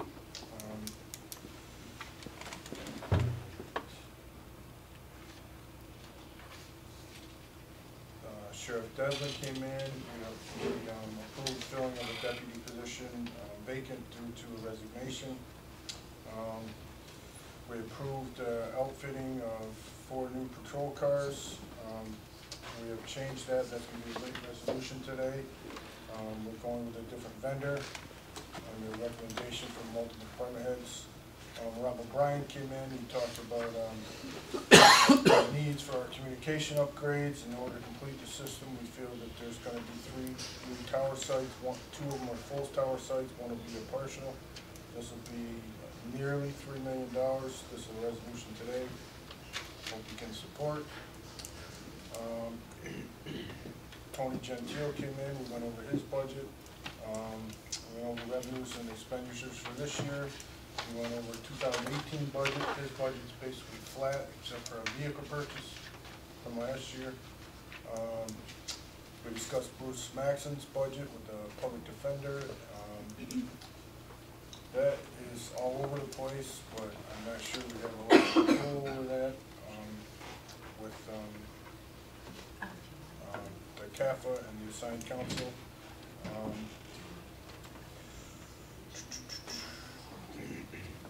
We have a fire advisory board on the 21st. We also have a 911 advisory board on the 19th. Well, both of them are on the 19th. The past fire advisory board is on September 21st. Like I said, like it was stated earlier, Craig and I attended the opioid crisis centers at workplace last Friday. Very informational. And I believe that's it. We will be meeting the 17th at 9 a.m. Any questions for the chair? Yep. Andrew? A question going back to the budget, the 2017 budget, the power sites Rose Hill. I just wondered, did that land sale component, did that move forward? Was there an update on that? The selling of part of it? Yeah, part of it. It was going to be surveyed, and then we had, I wasn't sure. Rose's Hill? Rose's Hill, yes, yeah. Is that under PSI or that goes to Public Works? Sorry. So, yeah, that's actually under Public Works. Sorry. So has anything been done? No. Okay. That's, but again, you know, so you just brought up another point that we can address. 2 meetings a month are Correct. More than well justified. Correct. Yeah. Yep. Well, it is a good question because it was brought up and put into the budget, the 2017 budget, the sale of that land we banked on. Right. Correct. We did. So yes. It is a valid Fortunately, the sales tax has more than covered that. Correct. Yeah, we're not. Shortfall, but there's been a lot of discussion about what we need to do, and we're going to sell it all, how we're going to split it, and how to properly market it legally and properly. Kind of brings us back around to asset management for the county. Correct. And do we want to actually end up keeping it and use, you know, we need increased communication, cell tower, broadband access, you know, maybe we want to develop it a little further and help increase our revenue. Our cell and broadband. So there's been a discussion on it then? Yes. Oh, yeah, it's been discussed, absolutely. Continue. Really? Oh. Well, I was just going to say, really, it's come down to how do we market it. I mean, you know, we were debating on we know we want, or the discussions is, you know, it's an asset. Do we want to hold on to it, or how do we market it if we want to sell it? So that's really where we were at. And again, it's I will say it is fallen. Smaller portion than we originally. Yep. We talked about how we 5 or 6 months ago, just one, and it was just back at your committee. Yep.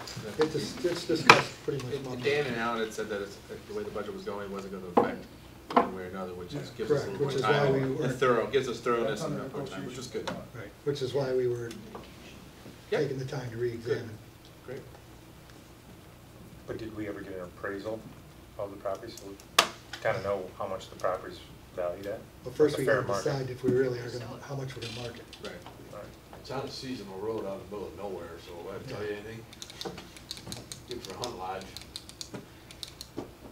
Which they sell those every day. I know, well, if we got out of what we got into it, as far as buying the property, we'd be pretty well off. I think we give 200,000 for it, 230. Yeah, I'd be shocked if that were to happen. Well, no, I know it's not gonna happen, But we got an asset out of it, and the tower is important. but we We're should not be gonna- getting rid of we it. didn't go into it to We make should be money. getting We rid of went it, into getting it back on the tax roll. Agreed. Yep. I thought that decision had been made, that we were gonna move forward on it. I thought it was determined by the parent committee that we no longer needed that large of a sum of property. Correct. So, But initially, they were talking about just keeping 5 or 10 acres, Right, and now that's- we're talking about keeping maybe 30 acres, the Oh, whole okay. one side of the road. okay. Okay. Any further questions? All right. Health and Ed, Representative Bliss. Health and Ed, Representative Bliss. Where's Dave? Okay, we met on September 12th down at the Meadows. The bulk of our time with all the various agencies was budget related. Obviously, we're going over next year's budget. But individually, we did discuss, obviously, some contracts, hiring and filling vacancies. Tammy McDonald from Office of the Aging. We reviewed the RFPs for a dietitian, for PRES, Personal Emergency Response System, which most people refer to as Lifeline, and also the Meals on Wheels program, Senior Meals on Wheels. So we approved contracts for all of those. Notably, the Lifeline is an enhanced service, which is good for people, and also the senior meals, we went with a new provider. The initial cost is slightly higher in the first year, but it's a 4-year contract, and they were significantly lower in the subsequent years. So overall, it was a much better deal, and that they came highly recommended. They're being used by several neighboring counties, and they came highly recommended. So we went with Trinity Services on that for a 4-year contract. The info fair scheduled for Friday, October 6th at Elm Park in Oneonta. And then we worked on budget again for quite a while. Cooperative Extension was there. We saw the presentation today. We passed a resolution to approve the resolution for National 4-H Week, which was part of what you saw today. Heidi Bond came. We reclassified, just as an answer to your question that Gary answered about the health positions.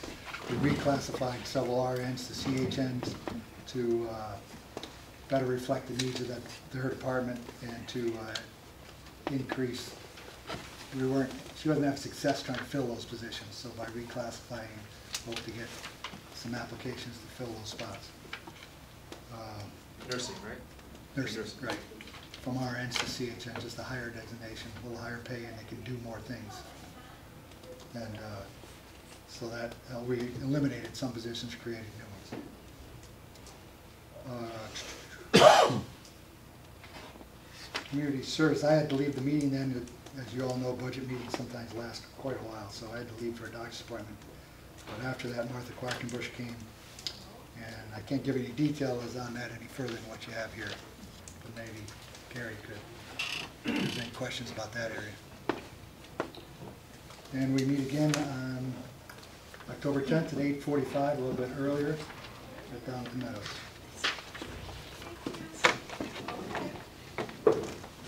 Any questions for the chair?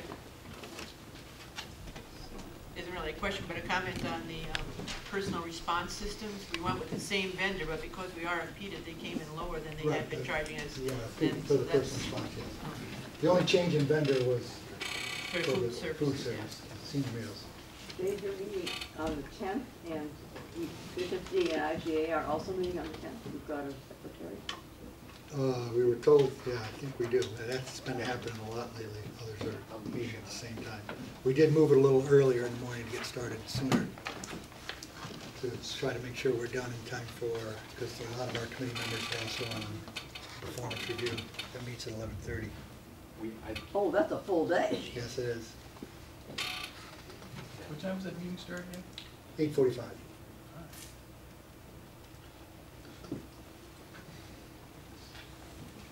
Okay, solid waste and environmental concerns, Representative Carter. Mr. Chairwoman, we met on September 18th. Pat Canuck was in from ARC Restore Program and distributed a brochure, rack card outlining the functions of the reuse center that and listing acceptable and unacceptable donations. This is going to be set up so some contractors or someone that's got something that can be used, it will go to this organization for sale and hopefully soften up the material that has to go into a landfill. We had quite a crowd of people there. Next, under other, I gave them time for comments on the ex-King truck rollover. There was Joanne Gardner, Craig Stevens, William Houston, and we had our own Art Klinger and Bobby O'Brien there. There was a discussion about the accident. Mr. Marietta stated that issues required more attention and perhaps could be brought to the attention of the full board. Kathy and Karen and I are working on having Bobby O'Brien and Art Klinger get some key players organized to moderate a forum with ex-King and DOT. It will probably be after the election.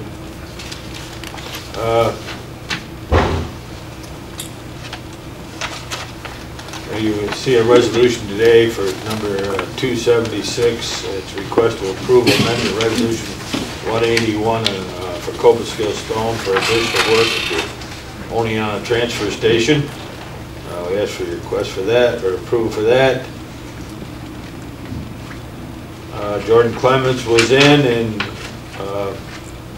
talked about his forestry proposal. Also, to remind everybody about October 12th as the farm tour day at 8 a.m., which he already did today.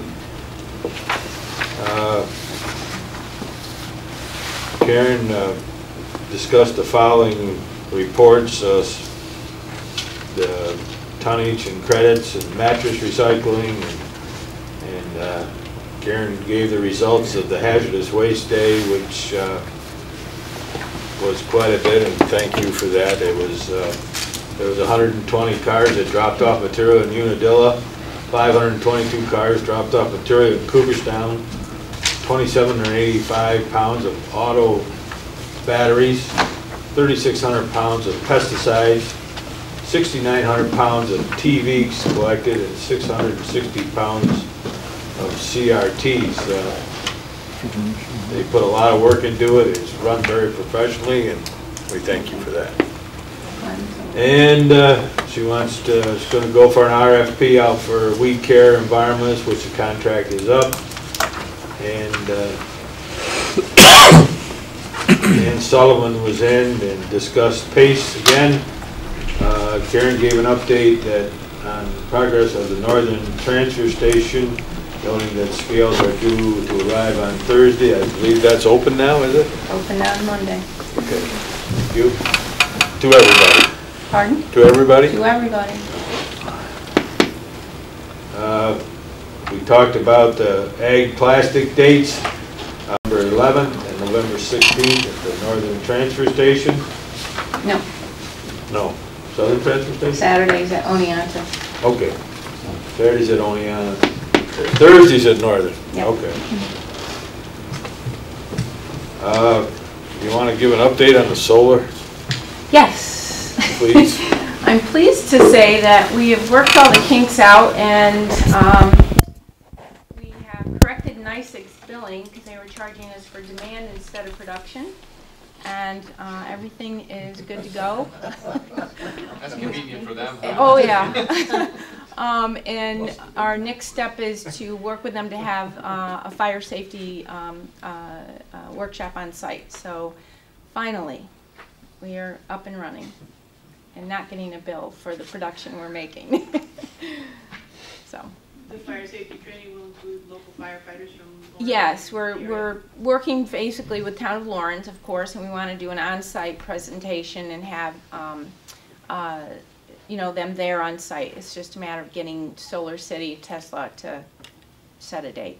And you'll send that date out? I will, as soon as it's confirmed. Thank you. Basically, there's one thing I forgot to add about the XMG truck. Last week, of course, I was riding around in my dump truck, and you know, truckers all talk, and they're telling me, don't go down Vickerman Hill because DOT had a road check there. So DOT was 3 days at the top of Vickerman Hill in the pull-off where you check your brakes to go down doing DOT checks on those trucks. And I know of none of them that didn't get the right to go on. If there was something wrong with them, they would have been stopped right there. But I heard nothing that they were all going in. So DOT is, you know, doing their checking, so that's a good thing. We meet again on October 16th at 9:30 at the Meadows. Mr. Chair? Just a follow-up on that, DOT is also going to be doing, I had received a complaint from a constituent in Exeter, and he had sent a complaint letter on to DOT in Binghamton, and they will be doing a traffic study of the route that these trucks travel. I think they got those counters up now, don't they? They may have. But I received a letter from DOT in Binghamton. Andrew? Just two things. One, in the minutes, I just wanted to clarify one thing. It mentions towards the end of our minutes that I asked for copies of the agreement to be sent to board members as well. And I just wanted to clarify, because in the minutes it's not clear, but the drop-off centers have agreements. Do you want to just... Oh, okay. Years ago, when the 12 perimeter recycling stations requested to the county to have a station in place, first of all, you have to be permitted. And then second of all, we have an intermunicipal agreement with them. And over time, those intermunicipal agreements have kind of gotten lost in their files and dissipated. So what my effort is, beginning in 2018, to reestablish those IMOs, send them out to the new supervisors or whoever, make sure that they have them on file, make sure we have them on file. It's basically what their responsibility is and what our responsibility is for having a transfer recycling station, which ultimately county just services it. We have a contract to service the 12, we pick up the material, we bring the containers, and then the municipality is responsible to have someone on site and someone to monitor it. So just to clarify it, because people change and I have different board members, so beginning in 2018, that's one of my other letters that I send out annually I'll be doing. Yeah, I just had a second, I guess, request of Karen. I just wondered if she could just give us a quick recap about the Northern Transfer Station work. I was there Monday morning at 6:30, and we had, as Jim took a picture, he was there as well. We opened Monday like we promised. There is some work still to be done. ProTech will be back up there on Thursday. The striping, there's some road striping that'll be done tonight, I believe. And there's some signs that we had to get underground wiring located before we put some signs in. So I was there basically to do traffic control so that people, because they're coming in, they're confused. And so we managed to get through the day. That was my objective. And we met our tonnage for the day. We exceeded our limits. Not exceeded, but the scale shuts down basically when we get to that point. We had over 101 tons for the day. We filled 4 recycling containers, so my gut feeling was most of the people saved up their material for the month that we were closed. But we are open, and same schedule as before, same recycling process as before. Nothing else has changed except it's paved. We have a new scale house, we have a new scale, and we're there. On budget? We're on budget, yes, except we had two change orders. One was to pay, pour the concrete for the scale house.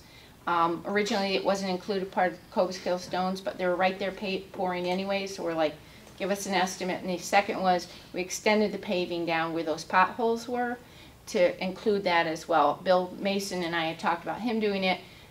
That part got stalled, so I just like, give me an estimate, let's get it done. We got it done. And then the comment, the comment I heard on Monday was, well, you should have left the potholes because it slows people down. I'm like, so, you know, there's some kinks to work out. It's not perfect, but that scale will last another, hopefully, 25, 30 years. So. Cobble Stone did a nice job for you. Yes, they were good. They're very responsive. I put a request in and they get it to me. Yeah. When we did the southern transfer station, change the scales out, one of the indicators of the problem there was maintenance underneath the scale and everything. Right, and we have two new scales. Right. We should make sure, and I don't know if it's up to Casella. It is. They have a contract. There should be maintenance done, cleaning that.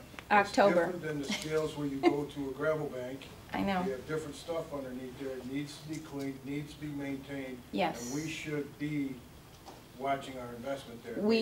Yes, I know that. And we have a set cleaning schedule with Protec. It's Casella's responsibility, and that's in October that they do that. Yes. Yeah. We have actually 3 scales, 2 down there and 1 up at Northern. So will they be then giving us proof that the inspection was done? Inspection on the scale was done last Thursday. Oh, the maintenance? Yeah. Yes, she always So reports to me. Make sure that those. Protec will be inspecting it and we'll be making a report on it. We aren't cleaning it up or whatever. Right, but then, Casella pays for cleaning, you need to have Well, that. wouldn't Karen get that and have to sign off before they're paid? Because Casella's still. Casella pays Go for the through cleaning. Casella?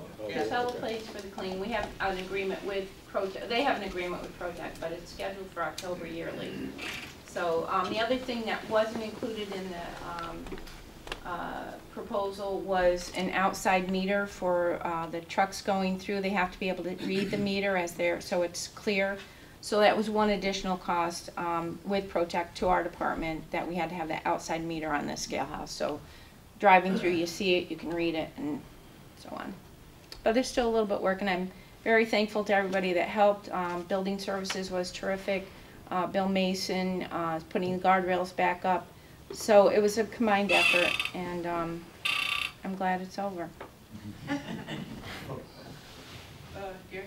Let me just go back a couple of steps to the fixing the trucks. Dan, that the traffic study that the big DOT is going to do, could you keep us up to date on that? If I'm kept up to date, sure. Okay, all right, or maybe even send me some contact info so that I can connect with them and stay up to date too, because we need to know that. That's one of the huge issues for all of the constituents up and down 205 is the amount of traffic. So. Any further questions? Okay, administration, Representative Gelton. Thank you, Madam Chair. We met on September 21st. Our meeting lasted close to five hours. Purchasing, as year to date, we've done 1,379 purchase requisitions and 1,298 purchase orders and 16 RFPs. Originally, we used to do 400 requisitions a year, so they're quite busy. We got our RFP back for fleet maintenance. It was recommended by the Treasurer's Office they went through the numbers to resolution 293, that enterprise, that we go with enterprise. I hope we get your full support. We started that process about 2.5 years ago, and as you can see, government moves really fast. We looked also at the forestry proposal. We're looking to our renewal for our office supplies. The purchasing office is going through some cost analysis, and we'll be making a recommendation in October. One of the big issues is, does the purchasing department recommend who to go with? And their job is to just put out the RFP. Department heads have to look and present to their committees on, first of all, obviously cost is the first issue. but service, and they themselves have to go to the committee and discuss that. And I think a lot of people expect a little bit more from the purchasing than what is really needed. They have to run the department. Purchasing doesn't run your particular departments. You run your department. He just puts out the RFP on what you want in that. So going forward, I think that the discussion should be had with your parent committee and make those decisions accordingly. As far as the salary study, it was discussed in admin. It is a little confusing, not because we want it to be confusing. The fact of the matter is we put it out twice. People said they were gonna put in a proposal, and they haven't. So Representative Frazier, during that discussion, asked to increase the budget line for the salary study. It was recommended, which happens very rarely in our purchasing department, to go out and say, what will it cost to get what we need done, and then make a determination at that point. I know that the purchasing department is out there reaching out to the people that potentially will do it, and we'll see what comes back. So it's not from the lack of trying, it's the lack of response. So He's had a month and a half to do that. I did get an email yesterday from Andrew, and he does have people that will do it. Yep. I just didn't finish. Okay. Okay. So you can only go as fast as people respond. I know that he was out there, and you can't just one person respond. So, our new audit company, Bedino and Company, came in and gave a brief overview of what they have been doing. And the treasurer, when will that be? When will they come back, Alan? Bondido? When will they come back with a full report? They would like to be in next month. Next month, right? Yep. And give us a full report. Carol McGovern was in. She brought up a few things. Again, she talked about our office supplies contract. She also talked about purchasing department recommended to issue an RFP in 2018 for unallocated insurance. There was a lot of discussion on smartphones. Obviously, Brian Picorni does a lot of that. Carol does a lot of that. So the committee is reviewing the 2000 budget discussed to transition to smartphones, which is going to be a big discussion going forward.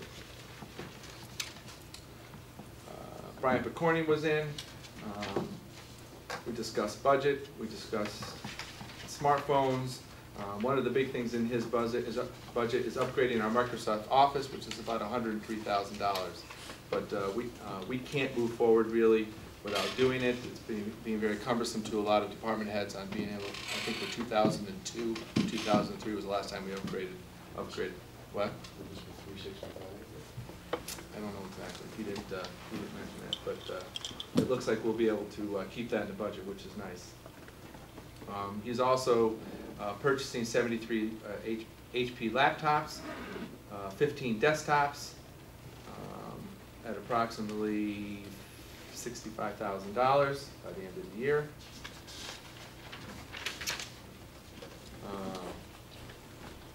The Treasurer's Office, Alan and Dan came in and just did some fine tuning. There was discussion on bed tax, some unhappy, which kind of came through public safety. There was the problem of how, because of Airbnb and HomeAway, how they can advertise how many people are in a occupy a house. I guess there's some state law that the Airbnb follows, and the local businesses are a little upset that they can't follow that state law, and we're just working through it. The Treasurer's Office is getting back to them on the recommendation and going forward with our codes department. As far as nepotism, we discussed this in admin a couple months ago, came up with some ideas.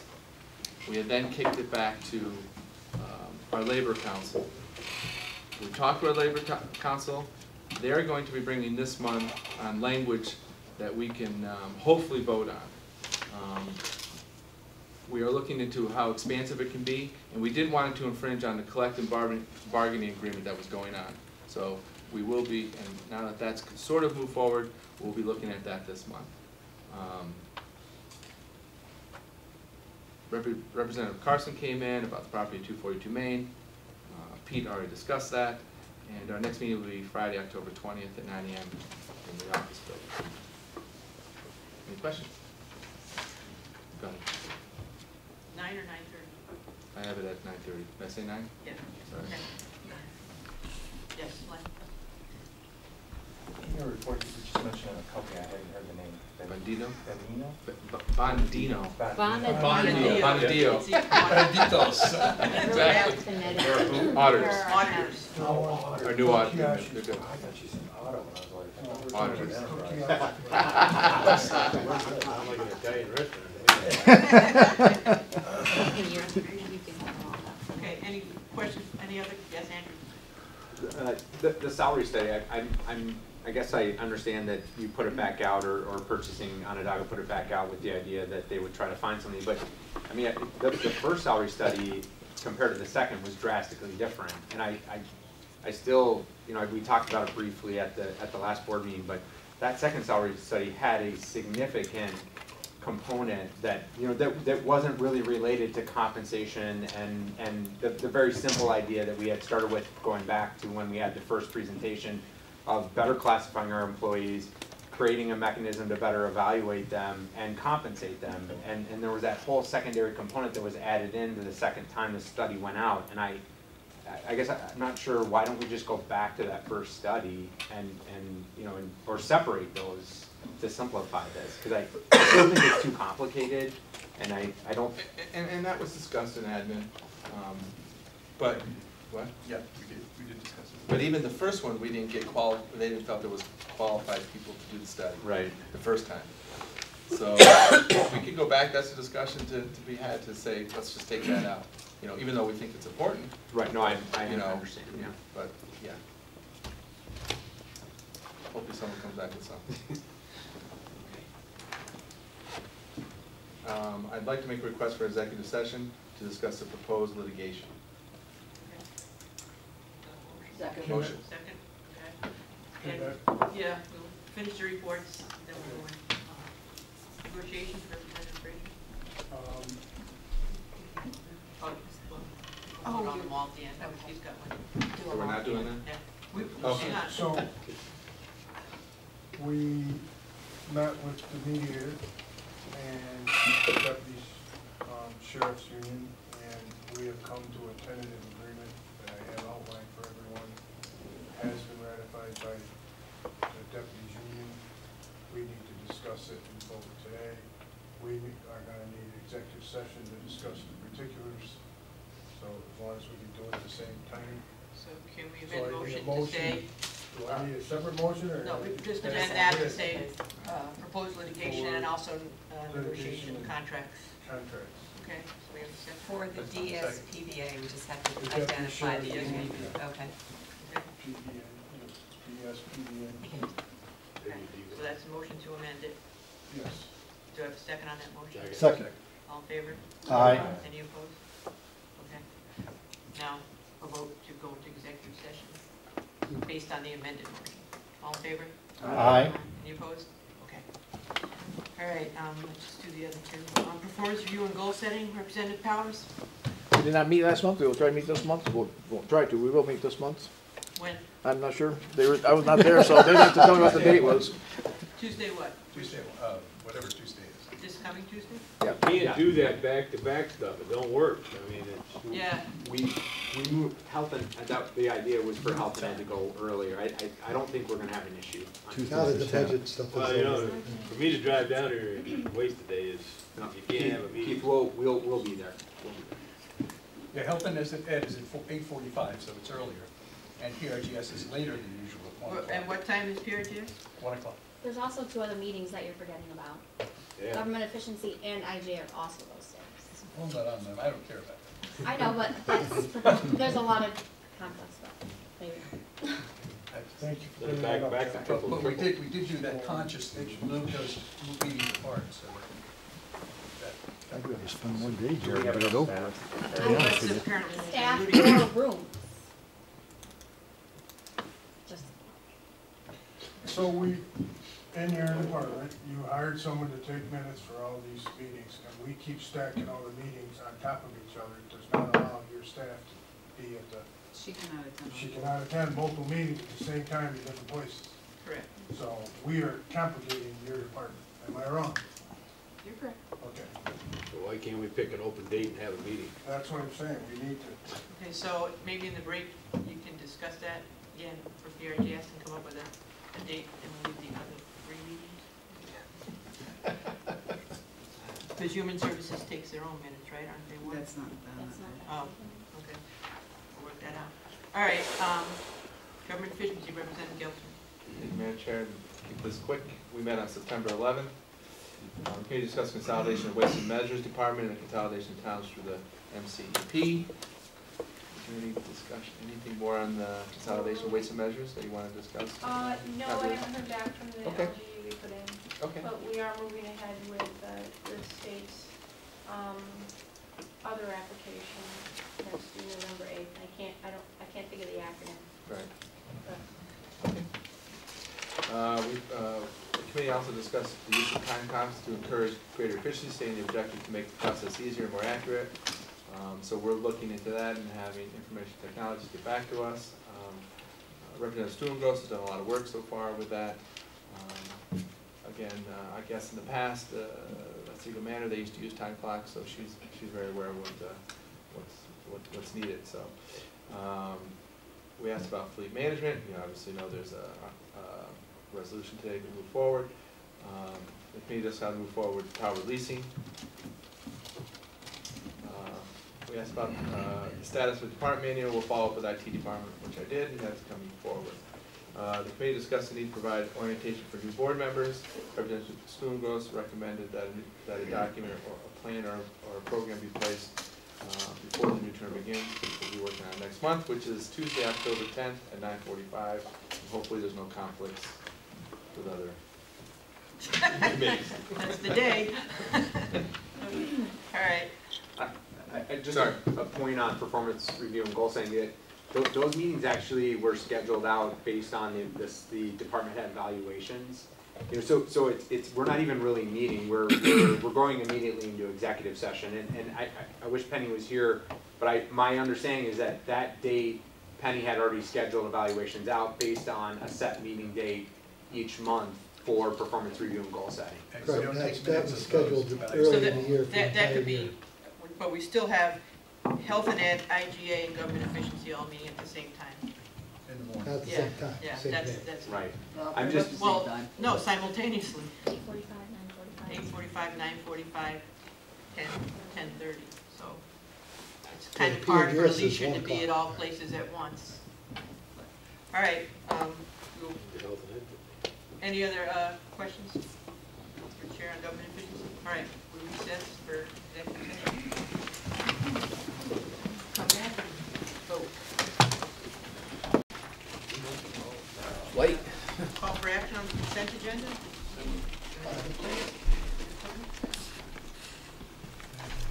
Okay, roll call vote. Frazier? Aye. Powers? Aye. Clark? Aye. Stanmore? Kennedy? Aye. Overacre? Aye. Bliss? Aye. Marietta? Yes. McCarty? Aye. Wilbur? Kotnick? Aye. Gautzman? Yes. Carson? Yes. Still Yes. Wait, so what was that? Yep. Is he? No, he's here. Roll the videotape, where'd he go? I don't know, he's probably in the bathroom. Okay. On to the grade. It's gonna be a window. Here he is. It is. Have you closed it yet? No. Say yes or no? Yes, we closed. Yes. Okay. How'd you go that fast? 5,218 ayes, 0 How'd you noes, go that slow, 1,010 absent. Consent agenda is adopted. Today? Okay, if there are no objections, late resolutions A through D will be acted upon as presented. Anybody have any objections? Late resolution A will now be 297, authorizing 2017 to 2020 contract with the United Federation of Police Officers, Otsego County Deputy Sheriff's Police Benevolent Association, Frazier, Gelsman, McCarty, Wilbur, Stillhurst. Second. Second by Kotnick. Discussion? Roll call vote. Frazier? Aye. Powers? Aye. Clark? Aye. Stammel? Kennedy? Aye. Overacre? Aye. Bliss? Aye. Marietta? Yes. McCarty? Aye. Wilbur? Aye. Kotnick? Aye. Gelsman? Yeah. Carson? Yeah. Stillhurst. Yes. 5,705 ayes, 0 noes, 523 absent. Resolution 297 is adopted. Late B will now be 298, authorizing chair of the board to extend contract with Harris Beach PLLC for legal services concerning Otsego Manor, the entire board.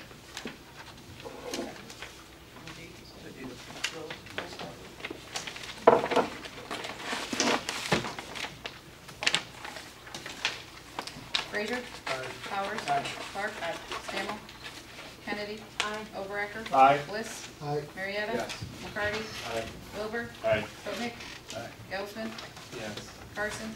Stolbergs. Yes. 5,705 ayes, 0 noes, 523 absent. Resolution 298 is adopted. Late C will now be 299, authorizing the sheriff to purchase equipment.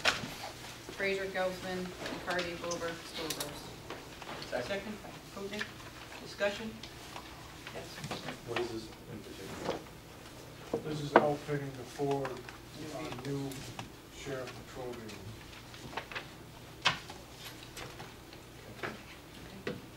Roll call vote. Frazier? Powers? Clark? Aye. Stammel? Kennedy? Overacker? Bliss? Marietta? McCarty? Wilbur? Koenig? Gelsman? Carson? Stolbergs. Yes. 5,705 ayes, 0 noes, 523 absent. Resolution 299 is adopted. Late D will now be 300, appointing member to County of Otsego Industrial Development Agency, Chair of the Board of Representatives. Second. Discussion? Roll call vote. Frazier? Powers? Clark? Stammel? Kennedy? Overacker? Bliss? Marietta? McCarty? Wilbur? Koenig? Gelsman? Carson? Stolbergs. Yes. 5,705 ayes, 0 noes, 523 absent. Resolution 300 is adopted.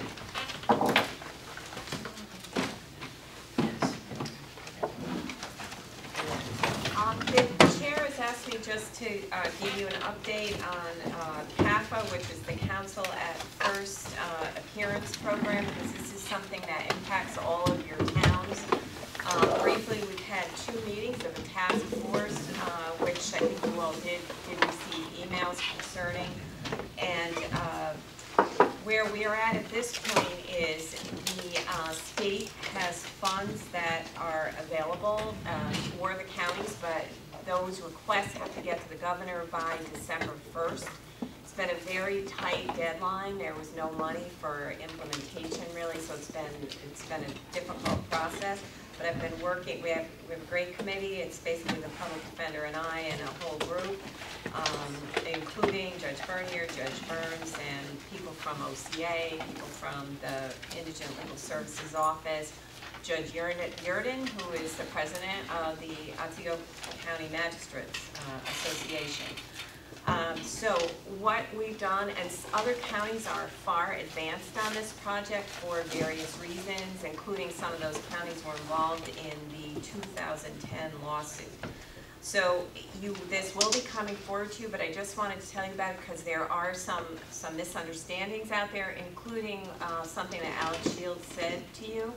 So when you authorized requesting state legislation to authorize the jail to be designated as a pre-arraignment detention facility, that allows but doesn't require the use of that facility if it is needed. So no decision has been made on that yet. But without that, we don't have any other such facility in the county except in the city of Oneonta. Now, how does that impact the whole plan?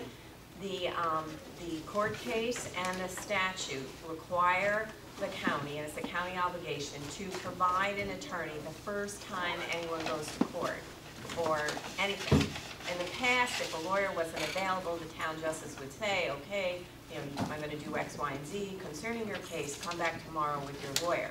You can't do that anymore. So we have been exploring various ways to meet this legal obligation. one of the ways is to create what's called a centralized arraignment part. It would be a designated court that would hear all after-hours cases, and then the county would be able to provide public defenders, or however we're going to need it, to go to that place. It may be the case that if we do that, some people are going to be picked up at 3 a.m. and we're not, the court is not going to meet till 8 a.m. The constitutional requirement is you have to be brought in front of a judge within 24 hours. So I'm just letting you know that's the reason that was done. We are not doing that at present.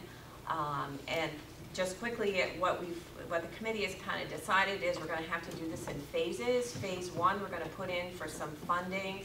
It looks like the funding that's going to be requested is to have a full-time public defender with staff who would be located in the city of Oneonta. I've discussed this with some of you.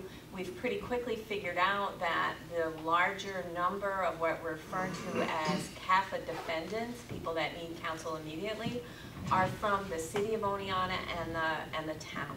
So, so we think that that's probably a reasonable thing to ask for from the state. Under the legislation that was passed in May, they will fund all of that. They will fund the equipment for the office, the salary and fringe for the employee, etc. So that is kind of our phase 1 as we're taking a quick look at it. This is what we think is needed. The other thing we're going to do in phase 1 is we're going to collect numbers from all of the town justices, from the judges, etc., because we don't really have any solid numbers. The sheriff provided us with some. Once we looked at them, we realized there were some that were not included in that count. So basically, we're having a phase 1 where we're going to beef up what we've got. We're going to make every effort to meet the statute, and then we're going to explore these other options. Phase 2, we're going to consider creating a centralized arraignment part.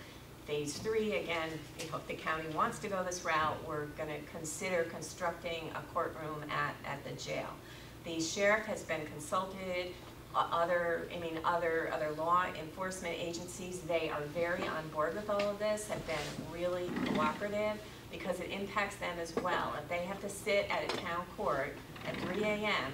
and wait for 3 hours till the judge gets there, the counsel gets there, etc., I mean, that takes them offline. They want to be out, protecting everyone else in the county. So, the issue that Alex Shields brought up is a good one, and I just wanted to make sure that you understood that. We're not trying to put people in jail, but there's a lot of moving parts to this, and we can't meet our obligation in an economical way unless we at least have that as an option. But we are not going to that now. The town justices have been consulted. We want them to be involved in it, but we all have to understand that they're one aspect of this. We have law enforcement, we have the county budget, we have what the state will let us do. So we're hoping to bring forward at the October PSLA committee meeting our kind of capital plan for you all to look at. But since there's so many questions out there, I just wanted to let you know. So thank you. Thank you. Thank you. I have a question. Yes. Is the state gonna fund this every year? If they fund phase 1, and then they fund phase 2, does that mean on the 3rd year they fund 1, 2, and 3? Or are they just gonna pay it once to get it started, and then we have to do it? It's such a good question. I'm sorry. It's been around a while. Clairvoyant or what? Yeah. I know it's nice they're giving us money, but is it gonna be 1 year or 5 years? Or? Right. From past experience, huh? Yeah. The state give it, the state take it forward. Yeah, so right now, the statute contemplates a 5-year phase-in of our plan. So we've got 5 years to come up to speed. And my sense is that as long as we are taking steps to go forward with this, that we're going to be okay. There were only 5 counties that were included in the litigation back in 2010, but easily the plaintiffs could come back to any other county. So, we feel an obligation to go forward because the law, the case requires it, and now we have funding. But Keith, that's one of the things that I did say to them. I said, well, I want you to come and explain this to our board because that's going to be the first question. So we're not quite there yet with our plan, and our plan, like some counties have incredibly detailed plans. They already have, a centralized arraignment part, and 4 counties went live this week with their plan. But a couple of them were counties that were in that lawsuit to begin with, and they've been working on this ever since. So I talked. 7 years ahead. Yeah, they're 7 years ahead. So I did talk to them in Albany, and I said, look, I think this is what I'm going to have to give you. To be honest, I think they just want anything from us because they have 52 counties now that they have to work with, and I think they're overwhelmed as well. So anyway, I just wanted to let you know that we are not setting this up to put people in jail. We're not setting this up for for the convenience of the attorneys. It's the convenience, not even the convenience, but to help law enforcement carry out their function. They don't want to be sitting out of court either. So we're looking at all these other counties' plans. We have a couple of good ones. One of the ones that went live was Washington County, and I've got that plan if anyone wants to see it. And in a way, we're kind of lucky. They're going to be the trial balloons, and we'll see how they go. So we're moving forward on it, and I've had great cooperation on this committee. So I really appreciate everyone that's gotten involved in it. Just one quick point. I'm guessing they probably already changed legislation to allow for that. But on misdemeanors, it's supposed to be a contiguous town. They have passed special. They have. Yes. Okay. 'Cause a felony you go anywhere, but That's absolutely right, Dan. So they had to pass special legislation that allows for the creation of a centralized arraignment part, and that process is there's a lot of steps you have to go through. So we're not doing that right away. We're just kind of doing our phase 1. We're going to ask for funding for these positions in the office. But part of phase 1 is to collect data, to meet with all the stakeholders, and to seriously consider the possibility of a centralized arraignment part. Which then I said going on to, like I said, that the sheriff, the state police have been involved in this, all the law enforcement from the city, Doug Brenner's been there, Mike Covert from the village. I mean, they are very on board with this, so it's been great. Okay. November 1st.